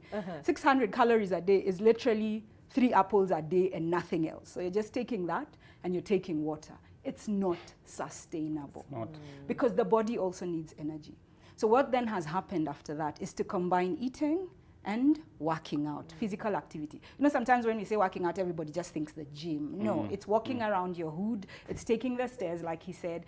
It's when you sit at your desk at work, you then make sure you take breaks where you walk to a colleague's desk or you just walk up and down, because that's counted as physical activity. And so for me, I think the thing that works is to figure out what works for you, because what works for Monica may not work for Gladys, may not work for Peter. In fact, with men, it's worse, because men lose their weight in seconds. Like they're helped out like by the testosterone, like they could breathe out and lose the weight. So imagine Peter and I trying a weight loss program, and he's losing kilos in just big numbers, and I'm only losing like half a kilo every week. And I'm thinking, there's something wrong with me. It's not that. Also, the composition of women and the composition of men is very different. And that's why, bringing it back to NTV Mtaani, we will have specialists on the ground who then help you understand those kind of things. They help you understand what kind of nutrition do you need for yourself, for your body shape. What kind of exercise can you do if you have some money and you want to pay for a gym? What should you do? If you don't have some money, how can you still achieve that? And also on the day, we've partnered with Let's Cook, a Facebook group that does a lot of food things, and they'll also be on ground. So you'll also be able to see what does a healthy meal look like. You know, sometimes you say you're eating healthy and then you load your plate with a salad and then you put a dressing, you put mayo and all those things. So we'll have people on the ground who help you with that. And for us, it's again, like I said, it's to facilitate our audience and Kenyans at large to be able to understand things that they don't necessarily know about this whole wellness and fitness and lifestyle change. Because the thing is, if it's just a one-off, then it's not sustainable. True, Peter, definitely this is a lifestyle change. And one thing that we are battling with, I think across generations and across the world, is our eating habits. We're talking about the meats, the alcohol levels, the sedentary life now makes it even worse. Those have always been obstacles for many people, especially men. Okay, what would be your advice going forward? Actually, before I even go to that, I wanted to comment on what she said, that, that men tend to lose weight faster. Because? But unfortunately, men are not more disciplined than women. In a real life, and of course I'm a guy, and I stand to represent men as well. But on a real life scenario, if you walk into a gym, I can tell you for free, 70 to 80% of those you'll find in the gym are females. So men lack that much discipline. In wealth, women are more sensitive or conscious on how they look. Yes. Men, if I have a big tummy, it's my wealth. It's my money. If a woman has that, it becomes a problem. As in, you know, you get quite uncomfortable. But on that issue of the eating and the drinking habits, one of the key things I always tell my clients is be real. Like she said, do a sustainable program that works for you. Yeah. Do I enjoy a glass of wine? Of course I do. The only thing you need to understand is even if I take the glass of wine, when can I take the glass of wine? How much of it can I take? It's an issue of portions. Because at the end of the day, if you're going to deny yourself all these good things, and you're working a lot anyway, so it doesn't make any sense. But if you regulate them, if you have them in small bits, small portions, maybe have a glass of wine once a week.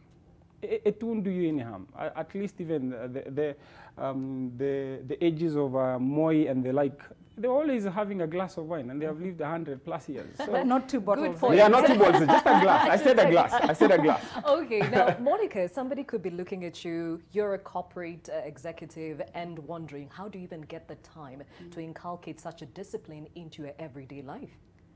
I think, like I said earlier, what's your why?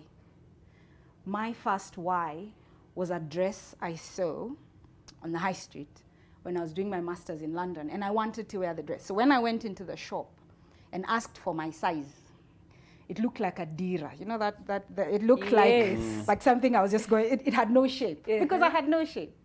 And so that's what triggered. There has to be a why. If there's no why, then you're just doing it and you'll never, it's a purpose. It's not just about weight loss. It's about everything you do. What's your purpose? And when I discovered my why at the beginning, I then bought the dress I wanted to fit into, and I hung it next to me. And every time I would see it. Look at it. Every time I'd wake up, I'd see it. Every time I'd walk into my bedroom, I would see it. Now, that dress, I have slammed it down so many times. Last year in December, as I was cleaning my closet, I finally let go of it because now it's lost shape in the because you're smaller. like that. So it's about finding your why, and your why cannot be. And I keep saying, this journey is such a personal one because there's a lot of dependence on, oh, let's go to the gym together. What are we eating today? While that is good, it is about yourself. It's about the things that you want to achieve as an individual. So that even if Peter is not there, then you shall do it. And so finding time, you create time. You know, they say all of us have 24 hours. So for example, and that's why I'm saying this thing called NTV Mtaani is actually a reaction to what we are seeing Kenyans do. If you come to the city at 5 in the morning, there are a couple of gyms around Nation Center. It's packed. There are people who leave their houses at 4:30 and come to the gym. If you were to just drive in the morning as you come to work, you'll see people running across the city, whether it's in Nairobi or in other places where they stay. If you go to the estates on Saturday mornings, you'll find people. So people are already realizing that they need to do this. So what we are then trying to do as a broadcaster is to give them more information, is to go to them and show them what they can do, is to go to them and also encourage them and say, you know what, it's doable, keep at it. And when they do that, then they'll create the time. So you create the time, and then everybody has to know this journey is personal. So if I tell you I can't meet you because I'm going to the gym, don't catch feelings, because me, this is what I am dealing with. And when you make it a habit, then people around you start understanding. My boys will always ask me on a Saturday morning, Mama, today are you going to the gym? They know to plan their day with their mother having planned for them much earlier that the gym is important for them. I will then look at my calendar and my meetings, and if I know I can't make the week, so I work out 3 to 4 times a week as a must. So when I plan my week on Sunday, then I'm like, okay, is Monday possible? No, I have a 7 a.m. What time will I work out? I have to be out by 6 so that I can do my 1.5 hour workout. If it is eating, I carry my food with me. If I go for a meeting, I'll then look at what options are on the menu that facilitate my lifestyle. Yeah. Okay, and Peter, definitely there's a lot of myths when it comes to losing weight, keeping fit. For example, they say if you eat so close to bedtime, you'll gain weight. For some it works, for some it doesn't work, okay? And then there's also the fact that you're supposed to eat lighter meals towards the end of the day. Again, it's a personalized journey, but there's some it works, it doesn't work. So from your experience, what's your advice? Why it doesn't work or why it works for others, we have 3 body types. And this is what most people are not aware of. We have an ectomorph, endomorph, and a mesomorph. Okay, what are those? So if you understand, for example, I'm more of an endomorph. There are those people who are small, just small. No matter, even if you cook oil and just pour it on them, they will never add weight. As in, it's very hard for their body to retain weight. So that's endomorph. That's endo. Then we have another group of ectos. No, those are ectos. Endos are the ones who become big very fast. Like I can sniff weight, just sniff mandazi and. That's me if I sniff a mandazi. Then you have mesomorphs. Mesomorphs are just bulky guys who have big shoulders, big body. They don't necessarily even need to eat a lot, but they just have a big body. So if you understand which group, which body type you belong into, you will understand that a particular program, eating program, or a particular weight program will not work for you. Because an ecto has a program for them to add or lose weight. An endomorph the same, a mesomorph the same. So if you get to understand, the first question, even when you go to the gym, the first question you should even ask your trainer is, how can I get to understand which type of body type am I? So if you get to answer that question, it becomes easy now to say, my fitness journey or my journey is to add weight.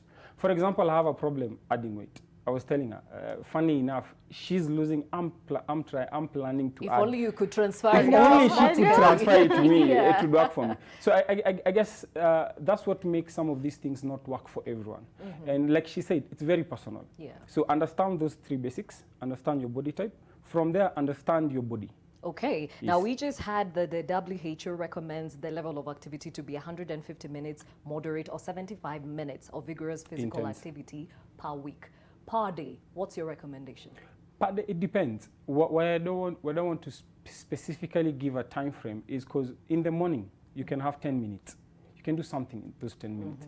In the course of the day, in the afternoon, you can have maybe another 5-10 minutes. Can still do something. It doesn't mean that if you cannot have 30 minutes in a day to work out, that you can't work out. No, you can. Do what you can in the morning. Just make sure that it counts. In the afternoon, if you get another 5 minutes, make sure it counts. If you're working in an office where you have an 8-story building and you're from your lunch, just walk up and down. You know, in the evening, if it's somewhere you can walk to Bodam a tree, or it's a distance where you can go shop by walking to and fro, don't take an Uber. Just walk. So it doesn't have to be done at the same time. You can actually do it in groups. Okay, so yes. Monica, even as we finish this conversation, Tizi Mtani starts at Nyayo Estate this Saturday. Which other estates are on your radar going forward? So we're starting with Nyayo Estate on the 29th of February. So that's next week on Saturday. And what we would like to do, because this is about our audience, this is about Kenyans, this is about people who love us and watch us across the day. What we would like to do is to ask them where they want us to come. If you would like us to come to your mtaa, just send us a tweet, send us a message on our social media platforms, which are always on air. There's an SMS line also on air. Send us a message. So while we may have our own plan, you see, we may get such high demand to go to Buruburu, and why not? We may get even higher demand to go to Kisumu, why not? So while we have our plan internally, we wouldn't like it to prejudice our audience. For us, this is about them. This is about things they are doing that we feel we need to participate in, and we need to facilitate a better understanding. So we are very excited to start with Nyayo Estate, because the way it is set up, it has so many things you can do from an activity point of view, whatever time of the day and whatever gender you are, even for children. Because a lot of times we also just think exercise is for us. Kids enjoy these things. So we are saying, On Saturday, we'll be in Nyaya Estate from early morning, which is at about 7 in the morning. Yes. After that, we will then come to another mtaa within 2 weeks. Is it your mtaa? It could be your mtaa. If you text us, if you send us a tweet, if you send us a Facebook message, it could be your mtaa. But Monica, some guys are even already asking on Twitter, are you charging for this thing? There's a charge, a very minimal charge of 200 shillings. So we're not trying to make this for people not to be able to come. It's only a minimal charge of 200 shillings. And there's a number, our posters have numbers where you can send a message to confirm your attendance and to ask any questions also on all our platforms. But for us, we're excited. We can't wait for our audiences to come and join us. Okay, and Peter, how long will it take per session? We're doing, it's a 3-hour challenge, but we're breaking each session for 45 minutes, then a 15 minutes breather. So we're starting from 7 to 10. The crew I'm coming with, trust you me, there's going to be a lot of energy and a lot of fun activities anyway. So Afrobeats will be in the house with Kathy. We're going to have Simon with his crew, Fitty Dance, then now Cutterbox, me and my crew as well. So it's going to be a lot of energy, a lot of... If it's going to be an in-house, I think we're going to bring that roof down. Yeah. So yes. Peter Make sure they show up. Emperor Fitness, and of course Monica Wesheka, who is the head of broadcasting here at NTV. Tizi Mtani is coming to you. Remember, if you want your mtaa to be part of this fitness journey with us, write to us, reach out to us. Would like to inculcate this in each and every person who actually consumes NTV. So even as we say goodbye, okay, my name is Gladys Gashanja. Let me go back to exercising. This is my dose for the week. Thank